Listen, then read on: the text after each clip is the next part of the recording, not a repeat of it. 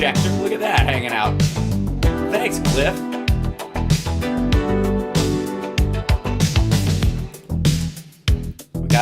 We got a class on the peace process this morning.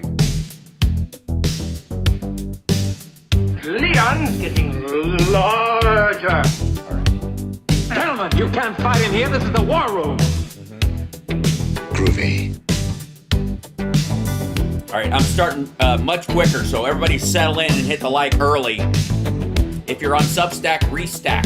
If you're on Insta, add it to your stories or some garbage. I don't know how it works. It's ridiculous. It's just absurd. It's just silliness.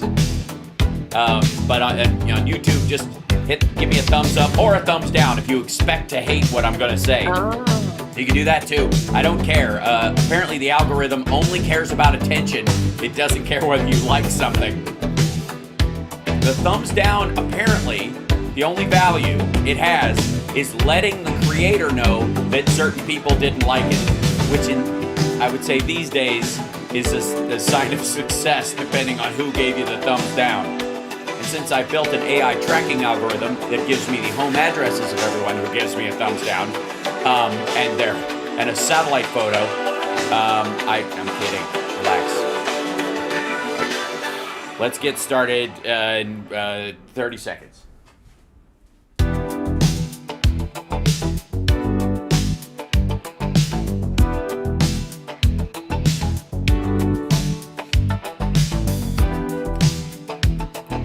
You know what, I lied. Let's just start right now because I'm sick of waiting. There's so much to talk about.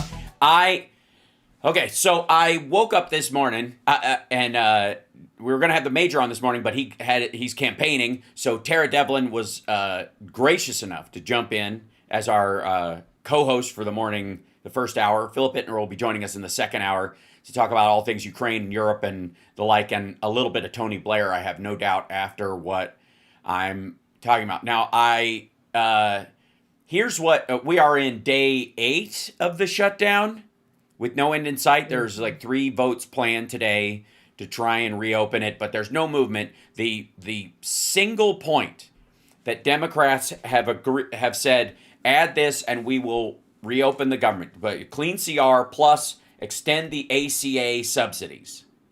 That's it. Not the Medicare funding that they're using as a weapon to say that they want illegals to have Medicaid, right? None of that. Simply the extension, and that'll get us to the next government shutdown line in November. That's what they're asking for. The Democrats, all they're asking for is an extension of the ACA subsidies so that people's insurance costs don't go up precipitously starting in December or what have you. It seems like if anything breaks and tiptoes under the radar and actually happens, that'll be it. That the Republicans at some point, depending, will that might be their breaking point. They'll be okay with that temporarily, putting that into the budget for the next year or what have you. And it takes off the table this idea that what's called the California loophole. Tara, I don't know if you've heard this business about the California loophole, which is how they're using, that's their bank shot as to saying why Democrats want to give taxpayer dollars to illegals. The way that happens is that it's just that they're just liars. I'm sorry. Yeah. I didn't mean to interrupt you. Yeah. Well, it's that some states provide medical services to people regardless of their status. So they take that as immediately like, they want to give, Viagra to rapists from Guatemala, right? That's the idea. And so the way that happens is California, out of, Medicaid recipients, taxes it at $158 a recipient or what have you. And then basically uses that to extend the dollars they have internally in the state, because of how like the Medicare structure works. In most states, they charge it. You're charged like $2 for your a tax on your insurance or whatever. For private insurance, for Medicaid and Medicare, it's $150. Now, that's usually absorbed by other services within the state. That's the thing the Republicans don't tell you, is that most of the people who have that don't pay that tax out of pocket or anything. It's just it takes it out of the federal dollars and reallocates it, and that's what they call the California loophole. And that's where they're saying they're using it to pay for illegals because most of these states have a non-discrimination policy. When someone comes in with an infectious disease or a bullet wound or a knife wound or something like that, they just treat them. Exactly. They don't say, let me see your Right. green card. You look a little too Hispanic for me. They go, you know what? It's better that we don't have someone with, maybe a secondary bloodborne illness, perhaps, Exactly. walking around with an open wound, or someone, that is coughing, blood and Yeah. mucus into a rag, not be spreading whatever the fuck that is everywhere. So we should probably treat them for the safety and well-being of the generalized citizenry. We can worry about deportation later. We can worry about that panic later. But how about we make sure that this infectious disease stays right here and goes no further? That's what California Right. and other states that go, oh, you know what? I don't expect the rapture to happen any day now, so I plan to be here in 10 years. So I'm going to act Right. like I'm going to have to solve problems that are 10, 20 years out instead of, whatever's at the end of my fucking nose on my Twitter screen. They're just they are just incapable of leadership in a modern nation. Everything is about dividing people, and this is the problem. They think, like you're saying, that we're not all connected, and it really is true though. This California loophole providing, it's an emergency basis. So when people Yeah. show up at the emergency room, this is what happens in other states as well, because I Right. guess even the red states don't want to consider themselves complete barbarians when people show up and with their arm hanging off or whatever. Right. So they treat them. And I mean, but the whole thing is so divisive. That's all they have is division. Let's attack people lower on the ladder. Let's divide Right. people up. Instead, they never unify. And you have to, just see what's going on with the shutdown. They don't give a shit if planes fall out of the sky, Right. as Yes, long there as they are. protect their Yeah, pedos. there are shortages of, that's a great point. There are shortages of FAA workers in some areas, causing them, flights to start being canceled and that kind of stuff. I am flying next week, so I'm, and I'm No. flying. Yeah, Oh, geez, yeah, that's scary. it's going to be. I mean, I'll be fine. But the Yes. concern is real as far as just like canceling it or something, or having to go, like come up with alternate plans. Like I wouldn't rule out that Trump would like it if, all planes were grounded and if he thought he was making points of punishing Democrats, and we all had to take trains and drive, like he sets up checkpoints where you can only use cars Oh. that use leaded gas. So, because that was when America was I great. wouldn't when, be surprised. Yeah, right. Yeah, yeah. Make I asthma mean, great they again. took out.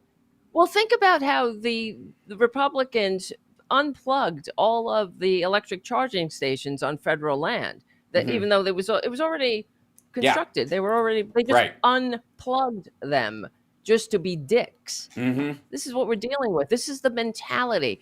Right. I really don't understand how anyone votes for these people, especially listening to the way that they talk about people during the shutdown, how they're going to cause more pain to the American people. He's like giddy about it. Oh, no, there's going to be a lot of pain. This is a lot of things I can do. I can hurt a lot of people. He's going on about. Well, how do people vote for that? That's what I can't fathom. How anyone doesn't look at him as, really the malignancy that he is. The whole thing, we're being ruled by the absolute worst immoral people who could ever have any leadership positions in this country. And the fact that they, like you're saying, they want us to be sick and Yeah. and chaos and just really tearing this country apart, because I think they would Well, rather if you have can't do the job, spend your time, Mhm. like just, I guess, look busy is really what's happening. right. That's been the sort of modus operandi of people who are, frauds and, Right. and shitty workers throughout time immemorial. And certainly, foolish leaders thrown into positions of power at, 15-year-old inbred It's kings sickening. and queens who have been put into Right. positions of power. That's been their usually their way of Yes. establishing power and staying in power is, if you can't run it effectively, sow chaos. Yes. That is, Right. and that's a Right. strategy, by the way, that unfortunately works, because everybody who does give a shit, who has children or a future or a dreams Mm-hmm. of, or believes in their country or any of those things, will spend all their time every day keeping the ship Right. seaworthy. So you end up just It's like, incredible. we all get busy plugging the fucking holes that Right. and they go, we'll keep them busy, just start punching holes in the canoe. That's Yeah. essentially what they're doing, Right. and it works. Right. And it only Mm. works for a time, though, because eventually, every time, all the time, and this is showing up in Trump's polling, every time there is the crowd turns. Eventually they go, okay, enough of this asshole. And unfortunately, when that Right. happens, because of the chaotic nature of it, they end up killing a bunch of other people in the process. That revolutions themselves, when they do happen, are just fucking awful. And I brought this up several times Mm-hmm. because people talk about like this kind of, let them eat cake, bring out the guillotines kind of Yes. response to this shit. 70%, and I want people to have this burned into their head. 70% of the people killed in the French Revolution were poor, were average citizens. They just used it as an opportunity to purge the annoying, the weak, the homeless, the indigent, the sick, gays. Like, they started killing everybody Yes. they were tired of.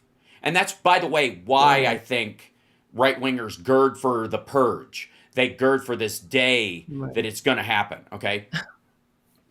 So, Yeah. But here's the thing, though. But in autocracy in general, that, and we know that initially the autocrat does good things for. They do popular things for right, they their have to. country that are perceived as All cons work that way. beneficial. Exactly. But where's the popular policies? He's not doing anything to help people. In fact, he was handed a great economy from Biden, Right. one that was on the rise, and inflation was finally under control, this worldwide inflation problem, and jobs, and we had manufacturing coming back and everything. And he's destroying it. He's pulling the Yeah. plugs on the projects, and putting his name on the ones that he doesn't pull the plug on. But inflation is up again. People can't afford things. He's Right. firing people, and it's where's the initial hit? The authoritarian. Well, I think there was a show of it in the beginning, and and the problem he has is that he did that last time, and it worked for him because Democrats were in control for a period of time, and so he Yes. could blame any parts of it that didn't work on them. He Mhm. could offset Right. That's anything right. that Yeah. any failure in his strategy was because it wasn't fully implemented. By the way, this is the same argument that they bitch about communists using about communism in China and Russia. It's like, well, yeah, 40 million people were murdered. Yeah, Mao starved and murdered a bunch of people or whatever. But that's not real communism, and it never really got a chance to get on its feet. Right, that's Yeah. always been the argument, right? Against like the proto-communists who want to reinvent, and that's what the right has always bitched about when they criticize communism, is like the no true Scotsman, I guess, version of the argument against communism. Well, that's exactly what they do with Trump. It's exactly like, if he was able to do everything he wanted, if he was a dictator and all these stupid rules weren't in the way, we would be Oh, right. That's right. It's the same thing. It's the same thing. It's true. That's why they want a dictator. I mean, just watching Pan Bondi yesterday. Things would be a lot easier if I was the dictator. I mean, even Bush said that. Exactly. Well, I was a what is that whole unitary executive? They were talking about this Yeah. back then, Bill but Barr. nobody would point it out. That's what they were talking about. That's what Dick Cheney was talking about, the unitary executive. And the Democrats should have been messaging it that they're Yeah. talking about a king. But nobody. We were sounding the alarm back then. Yes. The small podcasters, but no one really took us seriously. But here we are. I remember Yeah. saying with Mike Malloy, "In every Republican chest beats the heart of fascism." I still say it, and here we Well, are. so, and people okay. would say, "Well, Pisha, that's just being hyperbolic." No, they don't like democracy. They're fascists. So Well, yeah. I would argue that there are a bunch of them that have gone well past fascism, which has at least the illusion of some sort of democratic system Right. underneath it, to straight up monarchy. That they are not interested Yes. in it, Amen. like a fascist system can have the illusion of democracy Yeah. underneath it, even if it's a controlled election like Saddam Hussein or fucking Mussolini. But the idea is that the Yep. people have chosen the great leader, and the great leader does all these things. But Yep. they're not interested in that. Look, there needs also, I think, to go to, with all this first principles bullshit talk from people like Elon Musk, back to the Ugh. basics attitude about, what Democrats are and what Republicans are. Democrats are for one person, one vote, that truly representative government. That's the basis of the party. Yep. Republicans are for the electoral college, and that only landowners should really be able to make decisions, because poor people will kill themselves. They're like children, I'm their sovereign. I love them. Yep. Pull, that kind of idea, right? It's good to be the king. Right. So, and there is no greater example, and thank you for an accidental segue, Tara Devlin, who has a podcast every Friday, live Yes. stream as well. And Thank you. Absolutely, we'll get there again. We'll promote it fully. Yeah, you at the end rated of- it last time. That was Yeah, amazing. it's part of it's what It I was do. fun. It's what I do. It's nice to have a rate, isn't Yes. it? It feels good. Yeah. Yes, it was like I felt like it was Christmas. I was like, "Oh my God!" Yeah, I wasn't back- even ready, and I'm like, and the audience, your audience is just amazing. They were like, "Don't worry, don't stress," because Yeah. I'm like, I'm not even set up, and they're like, "It's okay, just take a breath." Yeah, they were do like it. That's talking me great. through it. Yeah, it's great. It was fun. Back when Midas Touch started, they had on Twitch. I mean, they still don't have a big presence there, but they had like 20 people in their chat room, and I would raid their Oh, show wow. with like 150, 200, 300 people or whatever, and they never said thank you. I don't know why. They never did. But thank you for Wow, being. No, that's it's not weird. nice. They're lovely. They're totally fine. Every time I see, I They see should- Jordy the most. I've seen him in a couple of shows or around at things. I've seen him twice in the last 3 years, and not a lot. But when he's just he's my favorite of the Midas Touch brothers, because he gets out and about and he's Right. engaged and he's a good kid. So here's where we were going with this whole they Yes. want to be old fashioned dictatorial monarchists, and I think that's what we should define the Republicans is Yes. they are You're right. monarchists. Period.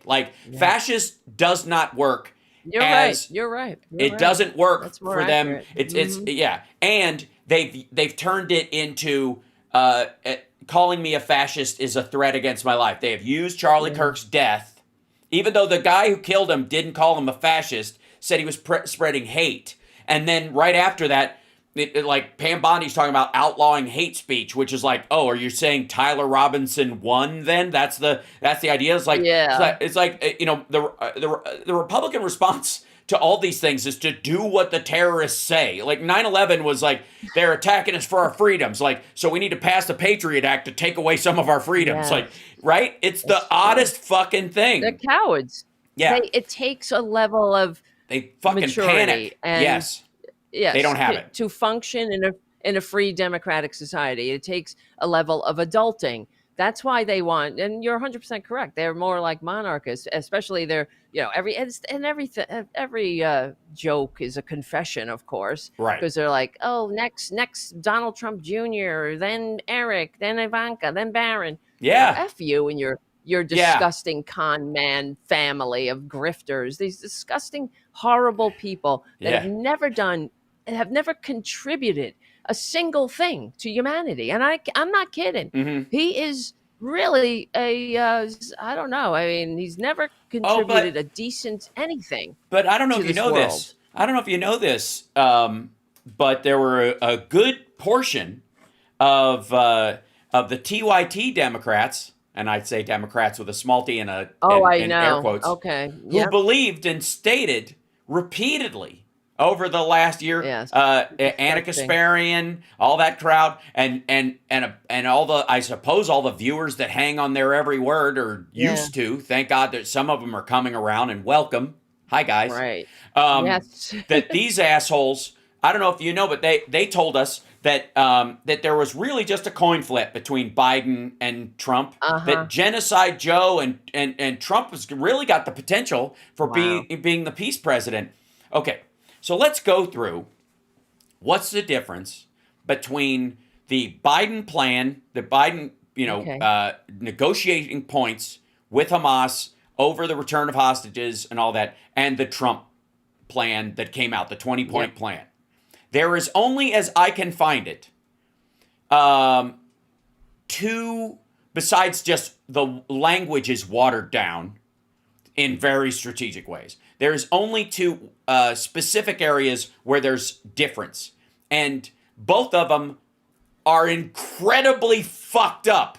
Especially if anybody ever like uttered the word colonizer in the last 10 years, if that word has come out of your mouth and you went anywhere near Genocide Joe, terrible, terrible person, and Trump might actually be the peace plan guy. Okay, if you ever said that, prepare to step on a rake. Because that's what fucking happened. Okay, let me see if I can frame this up so you guys see. Okay, so these, as far as I have, this is my little graphic. I made graphic. That's nice. Uh-huh, It's a little thanks. blurry though.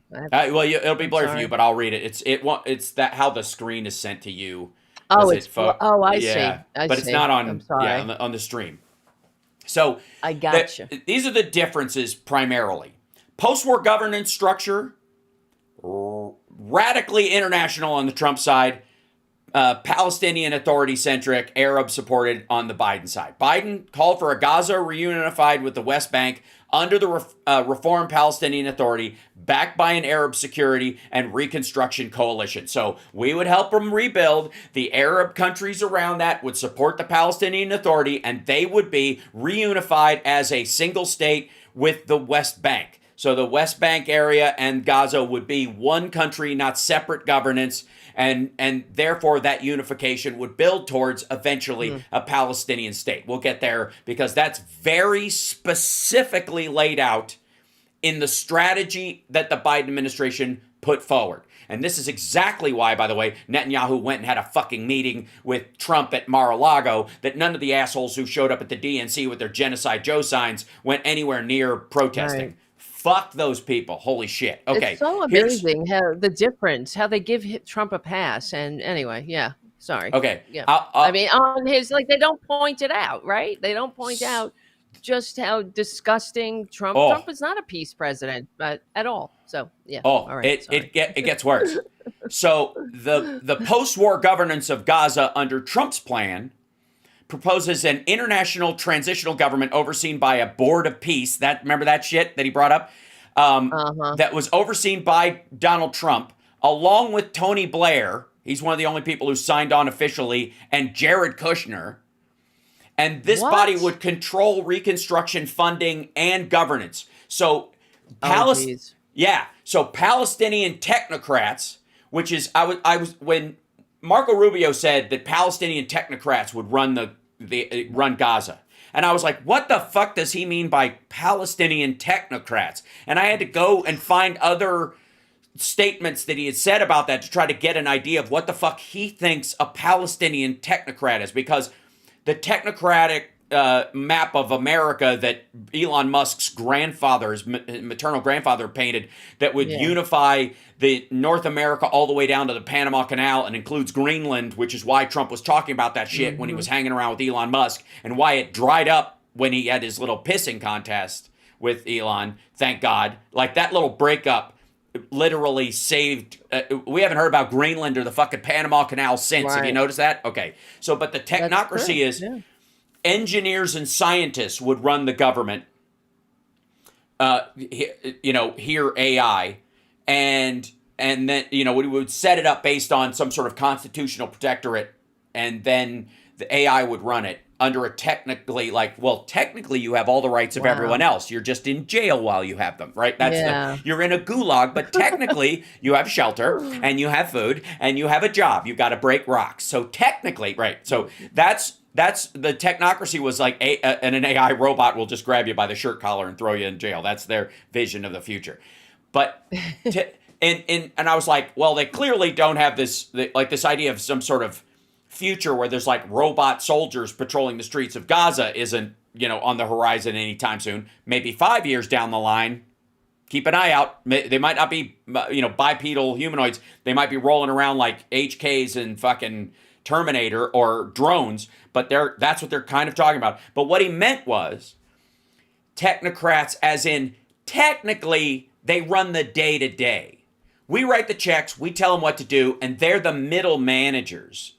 So that whoever takes over as the technical, Palestinian Authority in Gaza is taking cues from Trump and Tony Blair and Jared Kushner, and nothing happens unless they say so. The Board of Peace is the actual government of Gaza. Right. And it excludes both Hamas and the Palestinian Authority from governing. I'm just reading about it as you're talking. Yeah. And here's the other problem with it. I mean, there's 100 other reasons. Okay. But so in terms of disarmament, same goal. Like the Biden administration said, we will, you guys have to disarm. And in return for you disarming, Israel will, pull their forces out of Gaza. Clean, drop the weapons and everybody backs away. Pretty direct. That's what the Biden administration was negotiating. Everybody disarms and Israel leaves entirely. This is the identical goal under this, but there's demands that Hamas disarmament and a zero role in future governance. The demilitarization must happen before the full Israeli troop withdrawal. So they have to prove a negative. They have to show that they don't have any more guns, which I don't know how you would even fucking do that, especially if there's still tunnels intact, and you're like, show us all the tunnels? Well, how do you know we're showing you all the tunnels? And once we've shown you one tunnel, how do we know you're not just moving the shit back into that other one and sealing it off so you can't find them and we'll drill in and get them later? Because that's what they've done before. And so it just allows Netanyahu to just say, we have no faith or proof that they've done it. So we can always have this... Exactly. We have to stay because we can't prove that they don't have anything. And the Biden administration was like best faith of let's do this. And if they act again, then an international body will handle the security in there, not the IDF. The IDF can guard the perimeter, but if there's a situation where Hamas was doing this, then there would be UN peacekeepers or some equivalent would do the police action that would take those arms out of the space, right? Instead, it's just like the Israeli soldiers have to stand there with their thumb up their ass waiting to get killed while Netanyahu keeps himself in office by saying there's always a threat. The threat will never end, right? Right. Okay. All right. Exactly. Troop withdrawal. So the Biden administration had a phased troop withdrawal. They called for Israeli withdrawal from populated areas in the first phase, leading to the eventual withdrawal of all Israeli forces in the subsequent phases. So there would be dates set and material, proof of that. Everybody out to this line, everybody out to this next line, everybody out to this next line. Very distinct, pretty easy to follow. The Trump one is conditional. Israeli troops withdrawal is phased, and it's contingent upon Hamas disarming and the international security force deploying. International security force means U.S. troops, ladies and gentlemen. It means there's no Arab countries that want to put soldiers on the ground there to end up fighting against Palestinian freedom fighters or Hamas or Islamic State. They're not going to go. It's going to be U.S., British. It's be like a mini version of Iraq. Yeah. It'll be a coalition forces. Quagmire. Yes. Another endless quagmire. The fuckery in this. And the idea that, by the way, that if they get to the thing where they're like, oh yes, we're releasing all the hostages, and they start and then they stop again, we're back where we were, and then Trump's going to just go, fuck it, level everybody. Like, that's where he's going right now. All right. Yeah, he wants his his Yeah. hotels and all, right? So, and it's Israel is also allowed to maintain a security perimeter presence inside Gaza. So instead of a security perimeter outside of Gaza, meaning that they create a buffer zone outside of Gaza that's like a quarter mile outside of the entire place, which they had planned anyways, and they basically haven't acted right now to stop another October 7th because there was, it was one of those things where, like, on this side of the wall, it's Gaza. On that side of the wall, it's Israel. Now they're creating a zone that's like a demilitarized zone between there, all around that, since the war started, that they, which, by the way, they kind of should have had as long as rockets were coming out of there. They could have stopped October 7th. It should have always been like that, but whatever. Anyways, it should be a mile, but whatever.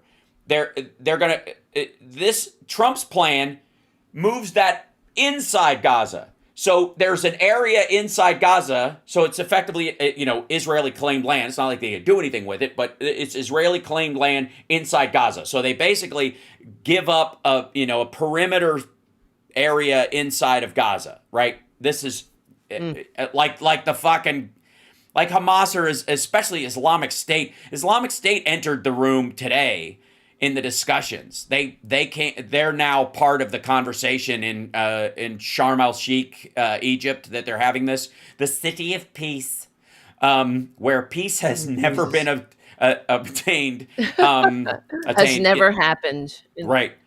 Sharm el Sheikh is the city. It's like this military space, but it's also like where, it's very pretty. So they have all these, that's where all the talks are. And it has been for years. And that's where they're going on right now, instead of Qatar, because Israel attacked Qatar. So that's happening. And Islamic State entered the room, and they're part of the negotiations now. And they're not going to, like, why would Hamas go? If Hamas disarms, let's just follow this, beyond fucking what happens to them from an Israeli standpoint, if they're caught and captured by Israeli forces that are in there, which is why they want them to disarm, they want them to remove first, because they're like, we put our guns down, you're just going to arrest us, try us for war crimes, and we're fucking dead, right? That's what they think. Well, the problem is that if the Hamas fighters drop their arms and then don't take up arms again against Israel under a different flag, Islamic State will fucking kill them. They work for the Muslim Brotherhood, Hamas and Islamic State. If they don't do it, you're an infidel who's part of the problem. So you'll get killed if you're. It's so fucking cartoonishly It sounds stupid. like they know it's not going to succeed, Right. and it's just a shit That's show. exactly right. And they want to trigger a setting it up. purge. It's the same thing as the fucking sending troops down there, which is why Portland, Chicago, here's what you do. Anywhere there are U.S. troops that Trump is putting in, create a perimeter around that using police, and temporarily while they're there, so that they stand there, and any footage taken of those soldiers in your town is them standing around with nothing happening. Don't let them create advertisements. Exactly. Don't let the protesters get right up against them because you're playing into this. Create a freedom zone outside of that where people could bitch at your local cops because they have recourse against those local cops. Don't let them film your people. Or send in their own agents provocateur. I'm so irritated. I'm so you're right. fucking. That's 100. That's 100%. I mean, there has to be a perimeter, and people can't respond with anything other than peaceful silence. That would be the best, I think, response to the brutality. Right. Just stand there silent and record. Man, the hippies were onto something before the Manson family fucked it up, which was they were putting, they were putting flowers in the barrels of guns when they saw them. And like, there's an element of that worked. It fucking worked. And again, that's one of the steps. It's from dictatorship to democracy. You can never respond with violence because the regime will always be able to kick your ass. Right. The only thing you have is the power of peaceful silence, nonviolence, and then you turn hearts and minds, and then there comes a point where even the military will not fire on you. And that's the end of the regime. And by the way, by and large, I got to tell you, the people who join the National Guard, a lot of them don't join for deployment. They join because they end up, they know they're gonna be the people who fly people off of rooftops in floods, and It's illegal, That's but right. they I know was their in the task. National Guard. Right. They know their Mm-hmm. task will Mm-hmm. be in rare situations will they be pulled up and and sent to a place like Iraq, and they know that the public is That's largely right. against that, especially now. So what you expect as the National Guard is to protect places if there's going to be some kind of riot, something horrible is happening, not That's to be right. sent there to foment a riot. Okay, let's continue That's though right.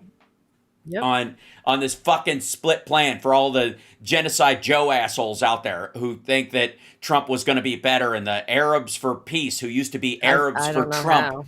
how. Right. Whew. Okay, so Amazing. the Palestinian statehood, right here, Palestinian statehood in the Biden administration was an explicit goal in the paperwork, in the actual documents, in the negotiations. Every single proposal put forward, rhetorically and diplomatically, emphasized the need for a credible pathway to a two-state solution as the ultimate end goal of the war. The purpose of ending the war was in itself a phase towards the creation of a Palestinian state. That was the Biden administration and the Harris potential administrations, key focus on what the future would be for Gaza and the West Bank. A Palestinian state with a genuine governance that could control its own, future and all that target. That was distinct in every negotiation with Israel, every conversation they had, always. Okay.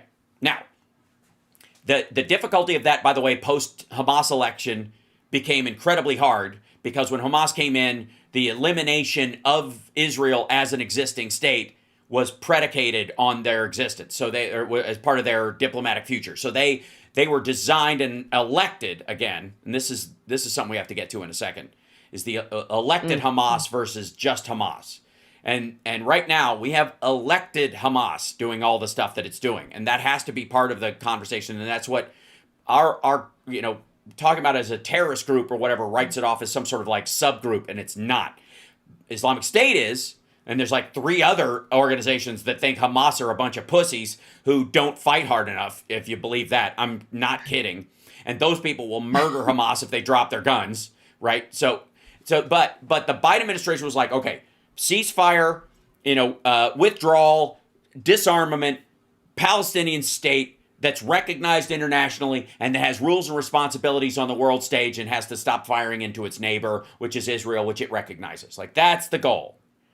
Here's the Trump administration. Vague aspiration. The plan pays lip service to eventual Palestinian self-determination and statehood as a mere aspiration, providing a conditional and vague pathway. There is no future for it. Yeah. No. Unless you have distinct This is lines. a scam. It's a scam. It's fucking stupid. And then the other one is, how they do it diplomatically. Like the Biden administration was doing, strong mediation steps, getting them to the table, working out the differences. And Trump is just using ultimatums and holding a gun to their head and saying, Yes. if you don't agree to what we That's all want, he has. you're fucking dead. And then, by the way, Yeah, he's a baby. He's a bully. He's a baby. He And then sucks he's- at business. He sucks and then he at deal tacos making. out. Right. And then he tacos out. Like, Sunday did Right. not fucking happen. And at a certain point, there was a part of this. Let me see if I can find it. Fuck me. So I went in and I was like, this sounds like a return of Gaza to the British protectorate. So Israel, the Israeli area, the entire area that is currently Israel, Gaza, and the West Bank, and some other areas, by the way, the Golan Heights and parts and Transjordan, which became the West Bank, that was the British protectorate. Named, Right. so the British controlled it like a colony of England, but at a certain point they were like, it's a colony, but we don't get a lot from here, so we don't need to send like mining companies down and shit to get something down. So we're kind of just controlling the area for pseudo-religious reasons and this idea that, there are holy sites there that people in our country and Europe and other places and Russia even and even at that point, parts of China want to visit, and they should go there and be able to do it without having to, step on a suitcase bomb on their way into the Temple Mount, right? So they ran it as a Oh, I'm sorry, but I okay. mean, this sounds like that dark enlightenment bullshit. I mean, that's what this sounds like. What they're doing, the technocratic Yes. rule. It's anti-democracy. It's hierarchical, right? And it's Yes. it's just So managerial. What do you call it? Like managering by these technocrats, and it's right. not. These people are, which it's is not really largely how, in a sort of rudimentary way, the protectorate ran. And in many ways, like how French Guyana or these other countries would run. They would be all the decisions about the budgeting and industry and stuff would be made in France, but the locals would have a marginal freedom and wiggle room in implementing it, but they had to implement it. They could, how they implemented it, they had a little bit of wiggle room because of the reality on the ground and the lack of transmission of information. They used to have to write letters to figure out shit. People had to mail ledgers to know how shit worked. It's all digital now, so it would happen almost instantaneously. At a certain point, they think now no one would fucking run this. Like they would just have to, the Board of Peace would go, destroy that building and put in a new one. And construction would start effectively because even the people there would just be watching a computer monitor, as it gives instructions to other people. Fucking horrible. Okay. So the Board of Peace would, which is so fucking embarrassing, right up there with the... It's right out of Orwell. Right. It really is. Yeah. I feel like the 1984 thing is so overplayed, but in this one, it's more, it's just like cartoonishly. It's like if Warner Brothers cartoons made a reference to Orwell in a Bugs Bunny cartoon. So here's how it works. They can't help themselves. That's what the proposed government structure would be external leadership. The plan calls for an international transitional government to be overseen, that's adorable, by a Board of Peace chaired by Trump and Tony Blair, who served as the quartet, like US, EU, Russia, and somebody else, European Union. Anyways, there was a quartet of people who cared about what happened in the Middle East, and he was their spokesperson before.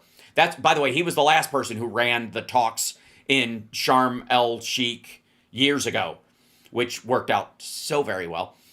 This puts the highest level of executive and financial control directly in the hands of foreign political figures. So the Board of Peace will have direct executive and whoops, I lost you for a second there. Executive and financial control. That's what? Say it for me now, wow. Kids. What was that? What's that C word you guys keep throwing around? Colonization. All the colonizers, all the Democrats, the colonizers. Fuck off. Trump Is is a direct. Parasite. This is him again. Direct colonization. He's a parasite. So unbelievable. This is me trying to hunt down what the fuck they meant by Palestinian technocrats. So by only allowing a council of Palestinian technocrats to manage day-to-day affairs, the plan denies any democratically elected or national representation from a Palestinian body like the Unified Palestinian Authority to have true executive power over Gaza's future. So they have no control. Amazing. And Trump and his Board of fucking Peace, which, by the way, fuck off with this. Trump will run it. Kushner will run it. This is Kushner's body with Tony Blair. This is like all of everything we ever said about fucking Cheney and Halliburton on on fucking like roids and a 24 egg a day diet. Like it's like. I know, and I don't want to hear Republicans go on about the Biden crime family. Right. I mean, it's comical. Holy shit. They talk how we were inundated with that bullshit for years, the Biden crime family, as they try to make this, this is what they do. They fix the facts around the policy. They have to kind of compare Biden to Trump. I mean, Trump is you got to give him that, though. He is the world's most prolific con man.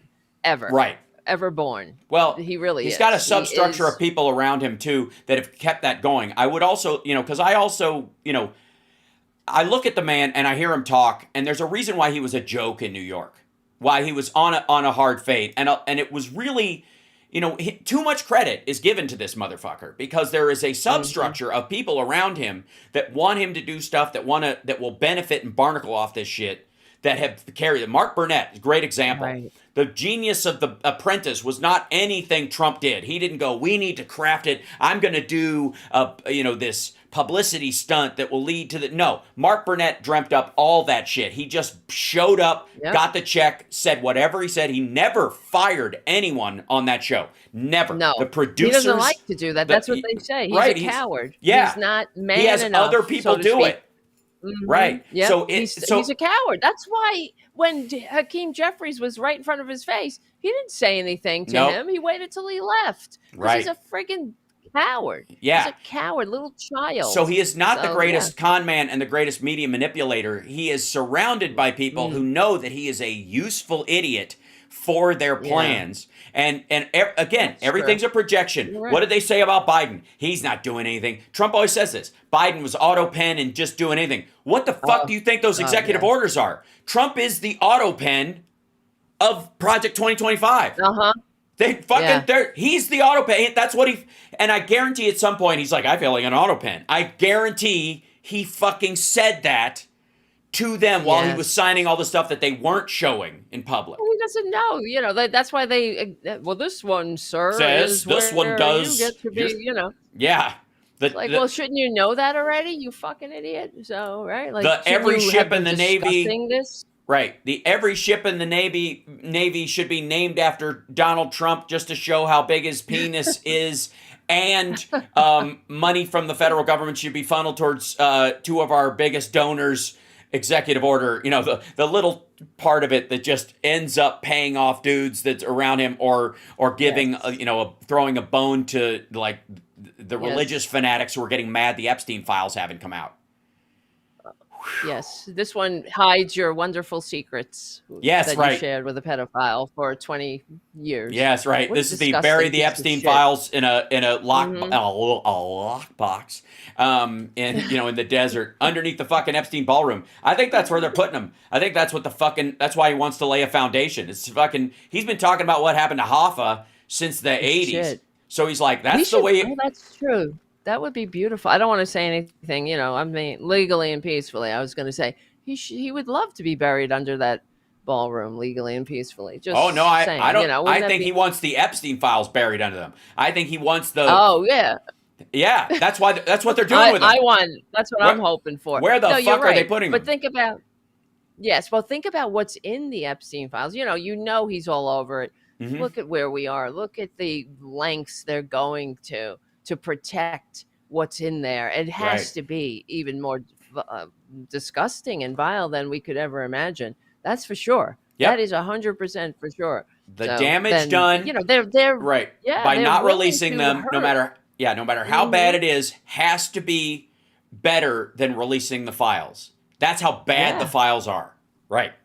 That is it. He definitely raped young girls. That's what he did. He's a pedophile. And there's no doubt because Katie Johnson did her her testimony, and she described what he did to her and another girl, and they were underage. And that's what he did because when Epstein gave him these girls as a gift, that's what he did for his birthday.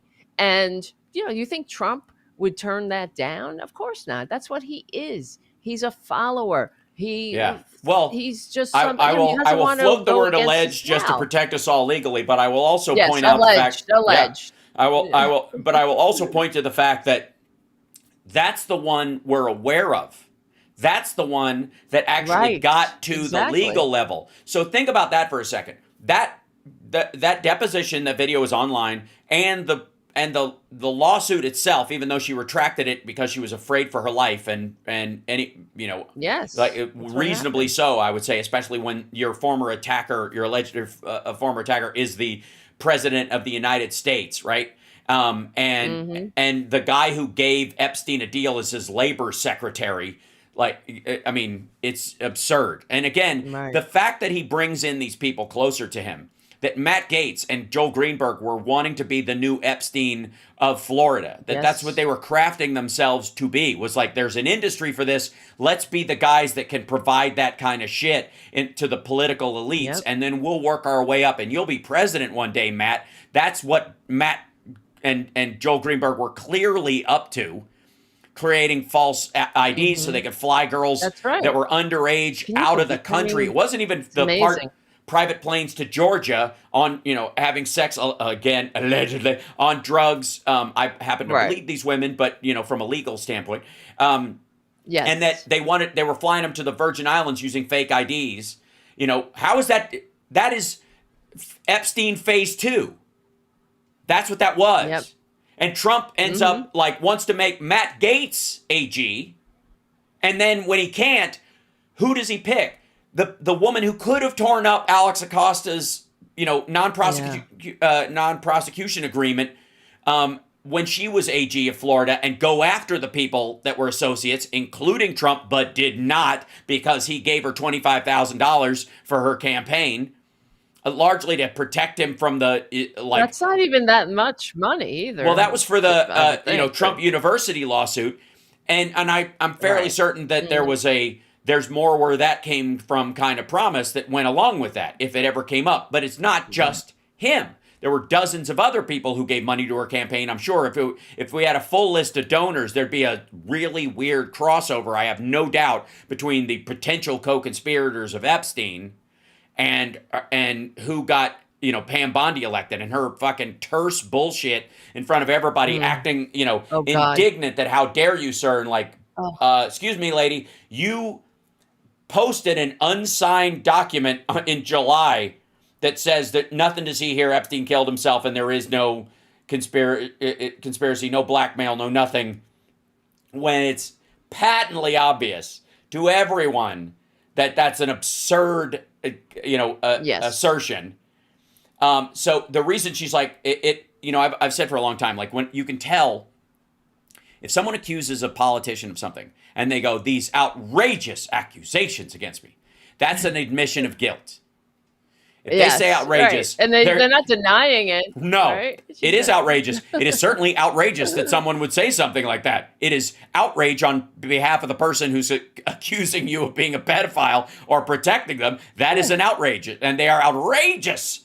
But it doesn't mean they're And false. think how disgusting she is, though. She's like Ghislaine Maxwell, another Yes. woman who abuses young girls. That's what she's doing. Right. She's protecting the pedophiles in the Epstein files.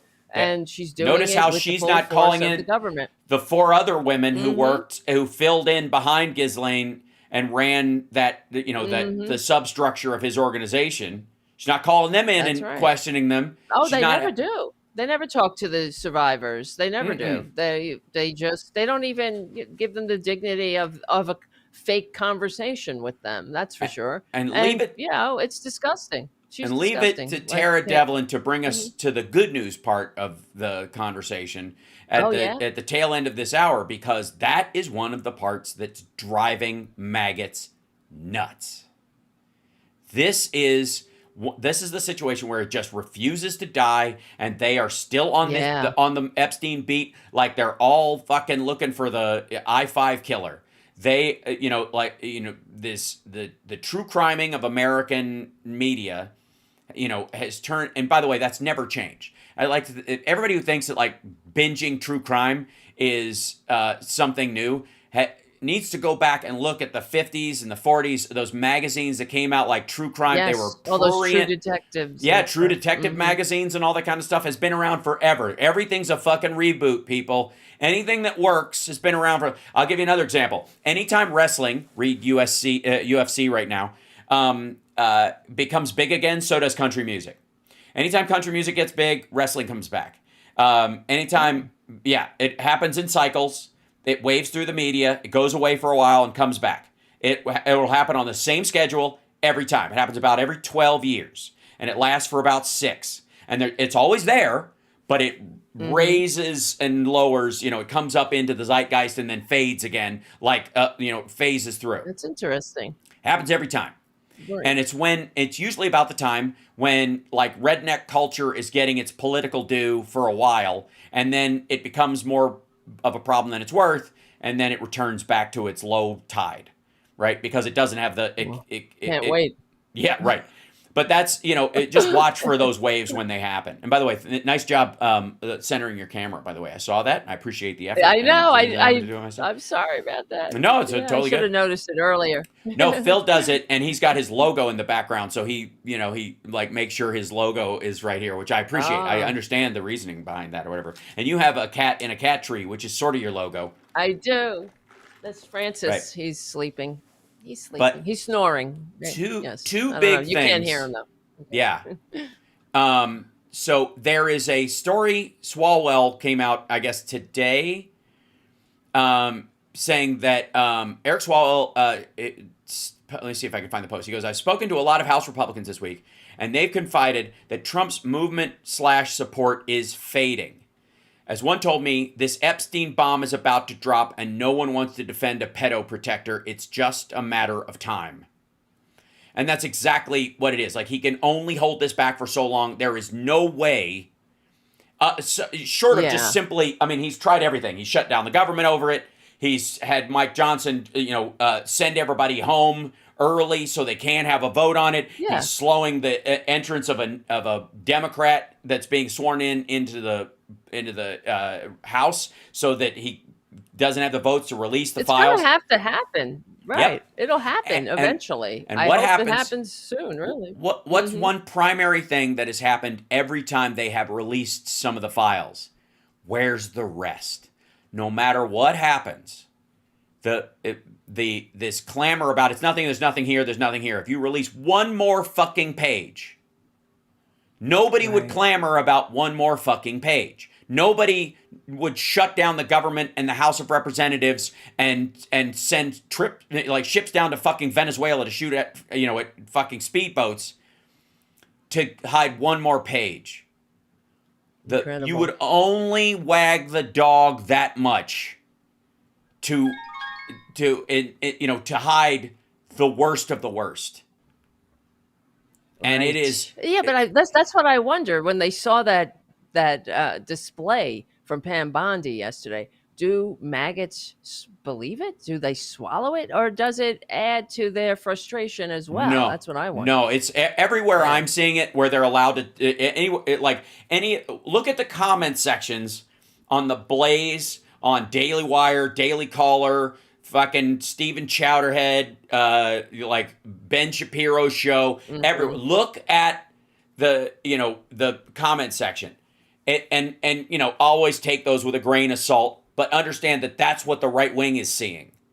And it's what Charlie Kirk's about face from Monday to Tuesday that week was, but where he went, I'm done talking about Epstein. And then in 24 hours, he was back to talking about it. Why was that?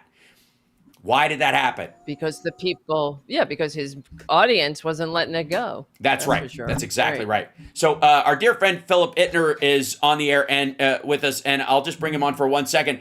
Philip, Tara, Philip. Hey, Phil. Hello. Nice to meet you, Philip. There you go. Hey.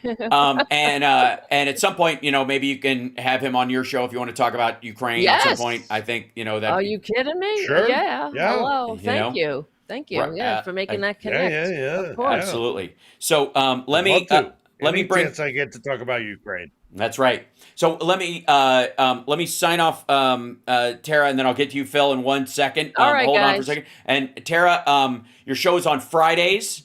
Yes. Tell the time and yes. Let me hear Friday, your elevator. Friday, Let me 8:30. wait. Let me hear your elevator pitch of your show because we got to nail this down. Shit. This is now I'm stressed about it. Every Friday night, watch Tara Buster every Friday, 8:30 p.m. Eastern time at the Tara Buster YouTube channel, youtube.com/C for channel/Tara Buster. Is that okay? Yeah, it's great. For unapologetic liberal talk on the right side of history, decency, dignity, democracy, humanity. And we stick together, we win. That's our motto. So See, I hope you got hang it out. totally together. Never be ashamed of shamelessly plugging Yes. liberal democracy. That's right. Thank you. Absolutely. Yes. See, look, we're And getting we'll it talk together. more. We will Okay. talk more. We are. You're helping me a lot. Thank you. And I really Yeah. appreciate that. For real. You're Absolutely, like it's my what we guru. do. Yeah, absolutely. We'll Mm-hmm. build this, we'll build this empire the organic way. Give me one We second. Let me will. We bring. will. Let me put I Phil. am a shameless whore. I am a shameless whore, and But I for will good. Somebody's not, going to clip that and I now, will not, I mean, Hmm. I will not abate Hmm. from that. Hmm. I am a that's whore for awesome. liberal democracy, and Yeah. Good. I am cheap. That's, Oh boy, I'm cheap. Well, I'll then you're tell not you. whoring. I'll tell you You're what. I'll tell you I what, like that. Phil. Let's be honest. You're a slut for liberal democracy because you do it for free, God and damn that's the right. thing. That's right. Uh, That's the fucking truth. that's That's the right. Where fucking truth. all right. That's Yeah. So amazing. whereas like Scott Ritter is a whore for Vladimir Putin. You know what I mean? Like that would be the language of Right. Yeah. no offense And to whores, Pam I suppose, but Bondi is a whore Yeah, but for, the pedophiles. world's worst he gets money. pedophiles. He Hmm. gets money. He That's what I'm gets saying. money. At least I just fucking at least I just like debase myself It's with just like love. saying I think it's just love. I'm actually we're on the side of righteousness That's and right. good. Go figure. So I'm okay with that. I'm Hmm. okay with that. That's right. Let me All set right. Phil into the Yes. pole position, and thank you so much, Tara Devlin, All right. for I'll being talk with to you us. later. Absolutely. Of Okay. course. I'll be watching. I'll see you in the Excellent. chat. Excellent. All See you right. soon. Thanks, ladies and gentlemen. Tara Devlin from Tara Busters Friday show. Check it out, etc., etc., etc. Let me bring Phil over into the pole position, which takes a little bit of to doing. And 3, 0. This is what happens when you run your own show like a boss. And then turn this one off so I'm not using up all of my bandwidth. And then we bring in Phil. Whoops. This way. There we go. Hey, look at that. Welcome to the show, Philip Ittner, live from Ah, Kyiv, host of On the Edge. Every Sunday, new episode. Joins me bi-weekly, Wednesdays for hump days with Phil, as it were. And then Saturday on the radio show, the House Parks radio program, Megaworldwide. Phil is with me for an hour then as well. And we're committed to bringing you what's going on in Ukraine, and until some resolution and why it matters. comes. Yes. And why it matters. Why it matters. Yes. Yeah. Absolutely. So, Yeah. welcome. Yeah. We are Because in it day. does. Yeah, we're in day 8 of our shutdown. There is there's the talks going on between Hamas, Israel, and the Palestinian Authority, and Islamic State has just entered the chat. Which I guarantee in the disarmament talks adds another level of difficulty, because they have hostages too, which is one of the other things that we talk about. And all this talk about hostages, Phil, it's amazing to me how we have breezed past the fact, and I credit the European leaders finally getting on board, and Zelensky finally pushing this and saying it in front of Trump and the world multiple times, that Russia has somewhere in the order of 60 to 70,000 children held hostage. I mean, we're talking about 48 hostages, 20 living and the rest dead allegedly currently that Hamas has, and talks going on in Sharm el Sheikh about the return of these hostages and the corpses. And meanwhile, nobody no, I won't say nobody. Few in the West will call this what it is, which is Ukrainian children are hostages in this war, that they are part of the mutual assured destruction plan of Vladimir Putin. Yeah, and what about all those Ukrainian children who are living under Russian occupation, Right. who, of course, have educational institutions that are being, the the school books, the Mm-hmm. teachers, Right.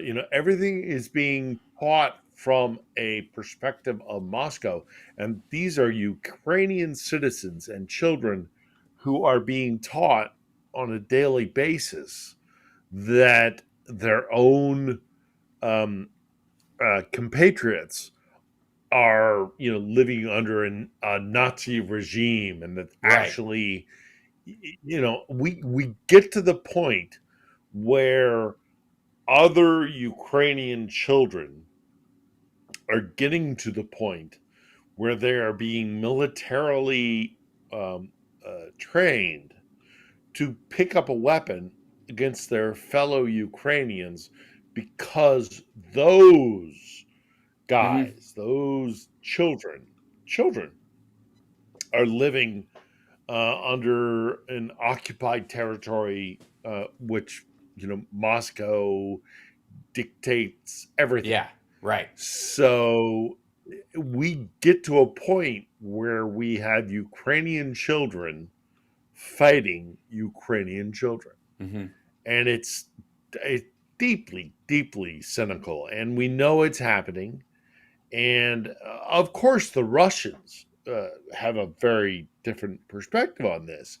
But at the end of the day, you do have 19-year-old children Mm-hmm. um, in Ukrainian territory that is occupied by Russia, picking up weapons and training and planning to target other Ukrainians who may be on the other line of um, this divide, this border that's been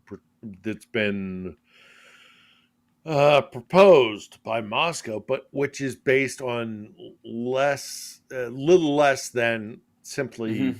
colonialism. Right. So that's where we are. And Yeah. by the way, so I made my point about that, and I Mm-hmm. we'll get to back to Ukraine, I'm sure. Yeah.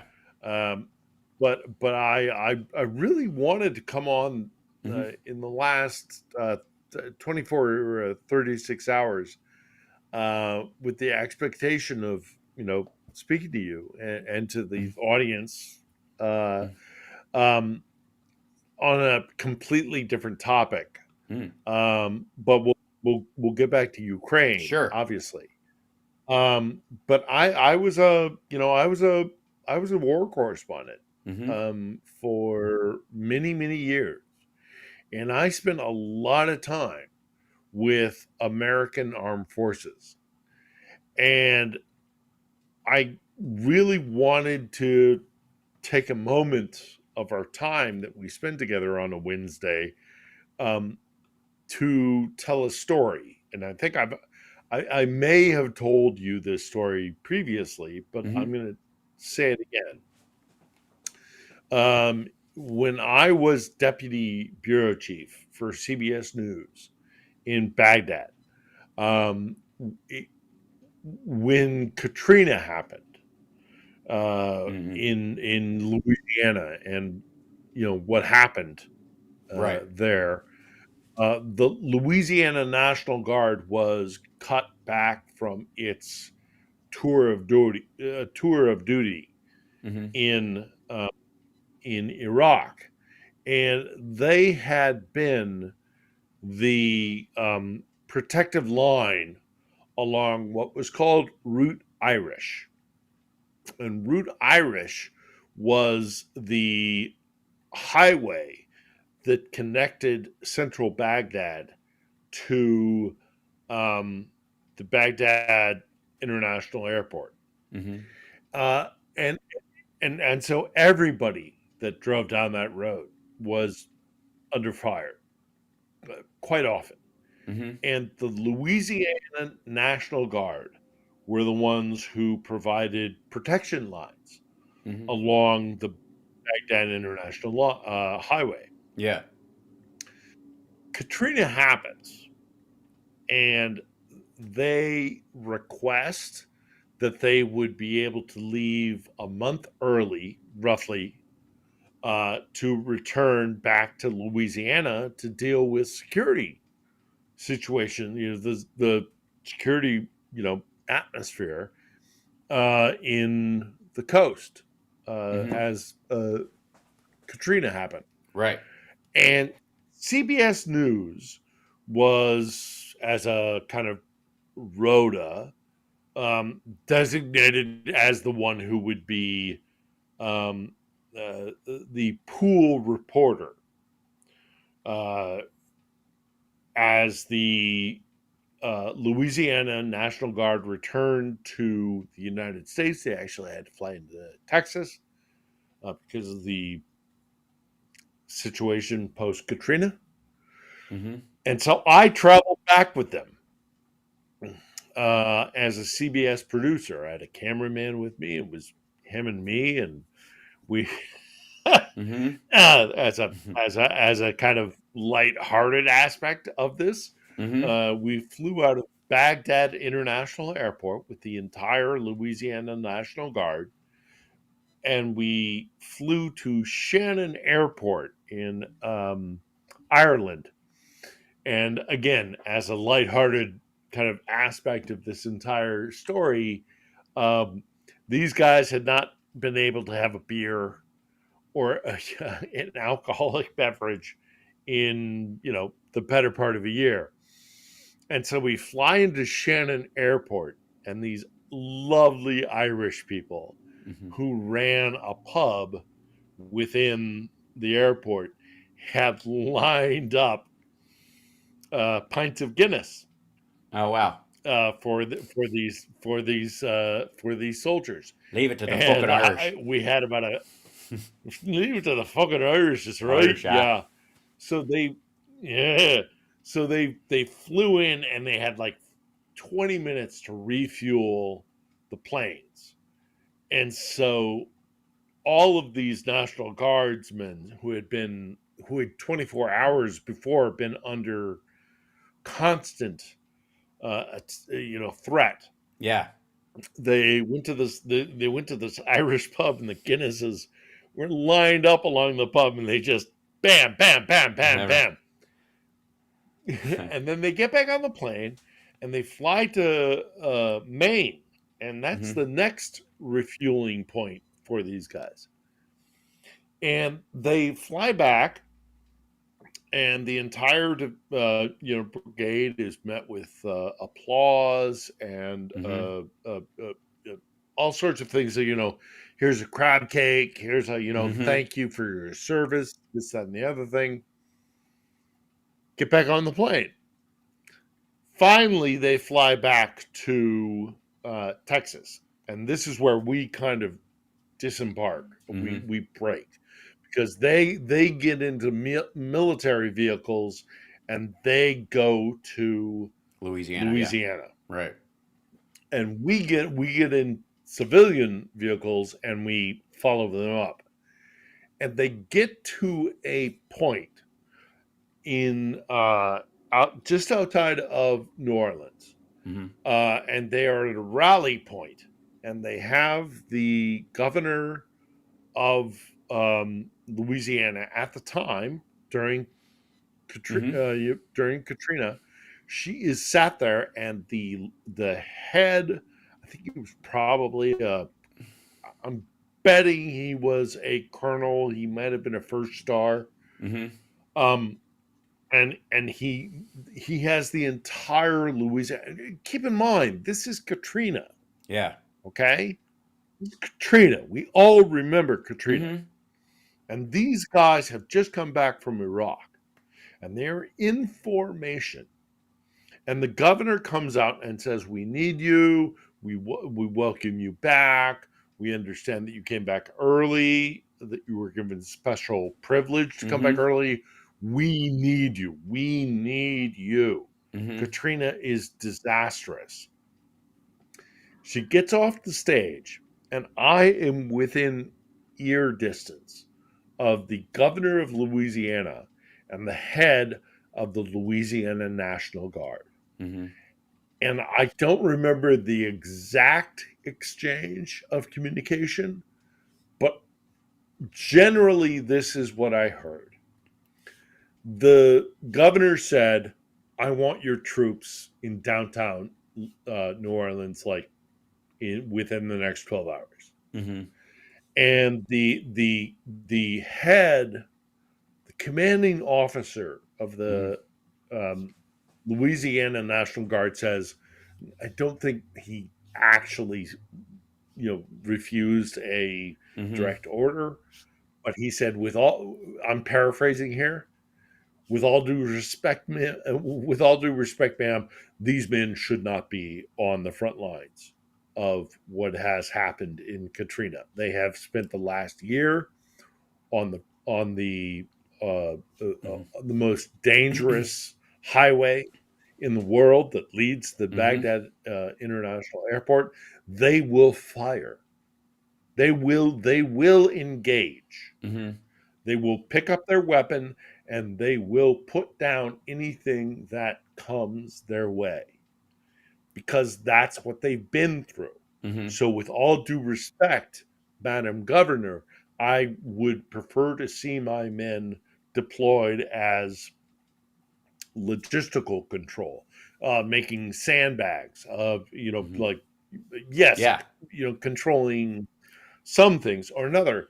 But if you put my men who have spent the last 10, 11 months of their lives at at at checkpoints along the most dangerous Yeah. highway in the world, they will kill people.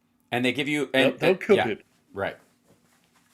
And so I don't want my men on checkpoints in New Orleans with the disposition of having come from Yeah. Iraq There's a to difference. kill their fellow Americans. Right. And so now we find ourselves Mm-hmm. at a place where our president is actually saying, kill fellow Americans. Mm-hmm. The distance that we have come from what was Katrina, 2003, Yeah. Think you so. know, Yeah. Mm-hmm. we come from that place where we had a commanding officer of a National Guard unit saying to the civilian commander Mm-hmm. of that National Guard, with all due respect, no, this is Right. not a good idea. Well, this. We will be killing fellow Americans. Yes. And now we find ourselves where we are today. And I just Mm-hmm. really wanted to make that point Yes. because I witnessed that firsthand. Mm-hmm. And I know that this is a very, very different military and the command structure. If you, I hope to God that the soldiers that I got to know very well as during my time as a military correspondent, and I believe this to be true, um, that I hope to God that they will recognize that the oath that they take is to defend against all enemies, foreign and domestic, and they will not follow an illegal order. Order. Right. And those guys back during Katrina, their commanding officer said, I will not put Yeah. my soldiers in a place where they have to make the decision about what is a legal and an illegal order. Yeah. And and we're not there now. And that makes Well. me very Okay. Yeah. upset. Yep. And I'm sincerely hoping that those soldiers will Right. And follow those in were the those were Louisiana National Guard. It's an important distinction I want to bring up because this is part yeah of the story that's happening right now. Is that the Louisiana National Guard was called back so that they could police and effectively handle situations like this within their own state. And that's because the idea that they would open fire on their fellow citizens is lesser if it's people from your own state. The National Guard of a state, one of the reasons why they can do police actions in some cases is that they live in the community. Their families live there. They're from there, and they in theory they continue to be. Did you freeze or is it okay? Okay, there you go. But Trump wants to bring in, and this came up in Pam Bondi's PR blitz of a oversight hearing yesterday. Trump wants to bring the Texas National Guard to Illinois. And he was talking about this on Jan 6 as well. This is a plan left over from Jan 6. It was the idea that if you bring in the Maryland National Guard or the Virginia National Guard into D.C. to protect it, they might follow the law. If Trump says the Insurrection Act is on, every citizen you see is an enemy combatant, open fire. The chances of Maryland, Virginia ones who have family in the area doing that is slim to none. But the Texas ones think D.C. is overrun by foreign operatives and UN shock troops disguised as citizens and Antifa and whatever the fuck. And so they're more apt to take that order and follow through with it. So Trump wanted to bring 10,000 National Guard to protect the Capitol, and Nancy Pelosi and them, said no thank you, because on the one hand, they didn't think they would be necessary, and it would look like they were making a show of force, like it was her idea. He would go, look, they've even put soldiers there, but he put ones from Texas, so he would institute the Insurrection Act, and all those soldiers that are standing on the steps of the Capitol would turn around and help the Jan 6ers. That was apparently the plan from Steve Bannon and Roger Stone and all these proto-Russian fuckers. And this is sort of the same thing. When he wants to send the Texas National Guard to Chicago, what he wants to do is send a bunch of people who live in Texas, who have no relation to the people of Chicago, who see it through the videos on Twitter fed to them by Elon Musk's algorithm, and think the place is overrun with commies from out of the country or traitors that are trying to bring down the government, so that if they have to open fire on a protest group, they don't have to discriminate in their firing. That's what he wants to have happen. And he spoke yesterday.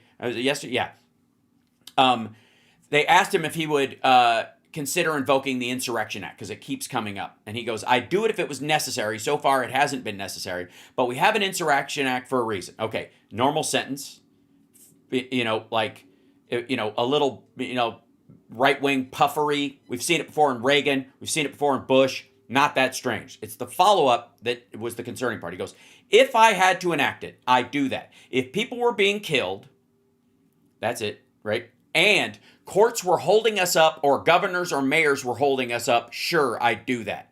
I mean, I want to make sure that people aren't killed. We have to make sure our cities are safe. Well, he's not saying people aren't killed, at all. He means people, he's allowing for the inference that innocent people are being killed, so we have to kill the people that are killing the innocent people, and therefore we've got to send people in to kill the people that are killing the innocent. And so that allows me to choose who's innocent and who's not. And they'll use the same quality control on their decisions as they made about boats coming from Venezuela, which is none. If we see it leaving the port, it's a bad guy, blow it up. That's been their status. Their modus operendi. The Insurrection Act of 18. Look. Go ahead. Okay. Let me lay this down. Frankly, I'm going to. We have a couple of episodes of On the Edge that we have put together, and they're being edited. But I am going to be going back to the States for Thanksgiving. Oh, all right. But I will also be going to Ann Arbor for the game against the Buckeyes and the Wolverines. Well, all right. Okay? Yeah. We have taken up as proud Michiganders. We have taken up shotguns and sat on the border, the Toledo border between Ohio and Michigan, and sat there and said, "This is Michigan, you're Ohio." And I'm being I'm being a little facetious, silly with all this, but at the same time, we're Americans. We're Americans. if anybody puts this in my face in the future, I will absolutely contradict it with the thousands of caveats. Right, But right. I would stand behind. I would stand behind a Buckeye Yeah, before I would stand behind yeah. any foreign in any foreign attack, any federal attack. Right. We will play it out on the field Yeah. in Ann Arbor. We will have the Wolverines and the Buckeyes, and I am so looking forward to it. And I am looking forward to being in America for Thanksgiving. Right. We are all Americans. We are first and foremost Americans. And the division that they are trying to create out of what Trump's intentions are, it's not going to work. I believe it is not going to work. We are Americans. We are together Americans. Yeah. We have our differences. We have our arguments. But at the end of the day, we are all much more united than we are divided Right. by foreign interests, who I still contend that the Trump administration is compromised by. Why I have my Lincoln quote at the end of every episode of On the Edge, and that is done on purpose and with intent. We are Americans. Yeah. And sending troops into whatever city, it doesn't matter. The thought of American troops firing on American citizens, I think is reprehensible. I think there is a Russian element to this. I think there are foreign elements to this that are contributing to getting us to fight amongst ourselves, because the best way to destroy America is to set Americans against one another, which is goes back to my story about what happened in New Orleans. Look, look at the neo-monarchist influence around the Civil War. That during the Civil War there was, and England wasn't the only one, but there were monarchists that were funding the Confederacy and helping them and supporting them because they were hoping, they didn't think they would win, but because they wanted it to break up. That that France could get back the Louisiana Purchase. That there was like a bunch of things where everybody was. Or lands given during them leaving and what have you. So there was this idea that if we can just shatter it, we can move in and infect the cracks like an infection, and grow within it, split it even further apart, and then divide it up amongst ourselves. And there's been a real belief about that, both from a corporatist mindset and what would be like what we would call an oligarchy in Russia, but the corporatist idea is that there should be no government at all. It should just be an incorporation, and that incorporation should be, enforced by violence, which is the Peter Thiel, system, the technocracy that they're talking about. Trump actually said on Greg Kelly's show, and I think this is the audio of it. Hold on, let's see if I can play that part of it. He actually said, the Insurrection Act, is that going to be formally invoked? Is that a way to kind of get around all this? Hold on. The concept. Hold on. I don't know if you could hear that. Did you hear that? I was playing a little bit of it. Could you hear it? Oh, no, I didn't hear it. Okay, let me arrange for the audio to come your way. Not sure why it wouldn't, but back to the eCam, because I think, I turned off the Chrome thing because I was looping it through. So this would be, I have it right here. So this is Greg Kelly asking Trump about the Insurrection Act. And by the way, Greg Kelly has a look on his face where he looks like he's about to take a shit. Like he's like, this is not, like he does. You can tell when he's trying to break bad news to Trump. Like I don't like this, but I like you. So the Insurrection Act, is that going to be formally invoked? Is that a way to kind of get around all this opposition? Well, it is a way to get around it. If we don't have to use it, I wouldn't use it. If you take a look at what's been going on in Portland, it's been going on for a long time, and that's insurrection. I mean, that's pure insurrection. And then you'll have a governor get up and say, there's absolutely nothing wrong. And you see these places are burning down, like in Chicago with Pritzker. They lose 5 a weekend, 6, 7, 8, 10, 11. 30. It's crazy. And you know, like 35 are shot. You look at some of the bigger weekends, and they'll have... Yeah. I'm absolutely, as somebody who lived through the LA riots, this image terrifies the shit out of me. What is there, like 35, 40 protesters outside this federal building? There's dudes up on the rooftop with pepper ball guns. And as long as they don't step onto the property, nothing happens to them. They can say all the rando shit they want.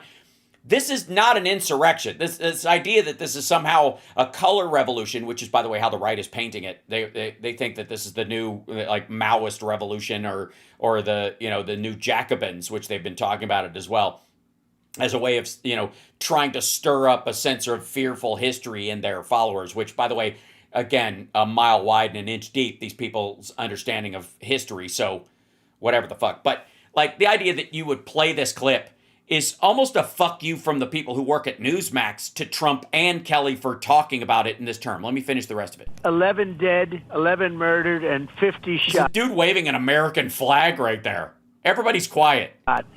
And then he gets up on television, tells everyone how safe it is. It's not safe, and we'll make it safe. I can make it safe. Also, by the way, never mind the fact that he's talking about regular order policing, acts of murder by citizens, which is covered by state and local police. Always is. Unless they cross a state line, the FBI isn't involved unless it's requested by the state because of the size of the organization or some shit like that. But the idea that the federal government has any business in invoking some sort of like, we've got to take control of cities because of the murder rate by volume, as if the number of people shot and all that kind of stuff isn't a concern of the state and local police, which it always is. The problem we have, if they wanted to do anything, if the federal government wanted to help Chicago, they would set up a perimeter between Illinois and Missouri where the rules of guns are different and the guns that end up in Chicago come from. Right? That's the issue. Mm-hmm. That's what's causing all the death up there. These would be fist fights if it wasn't for straw purchases, by and large. So, and then bumps. I agree with you in that domestic kind of argument. Yeah.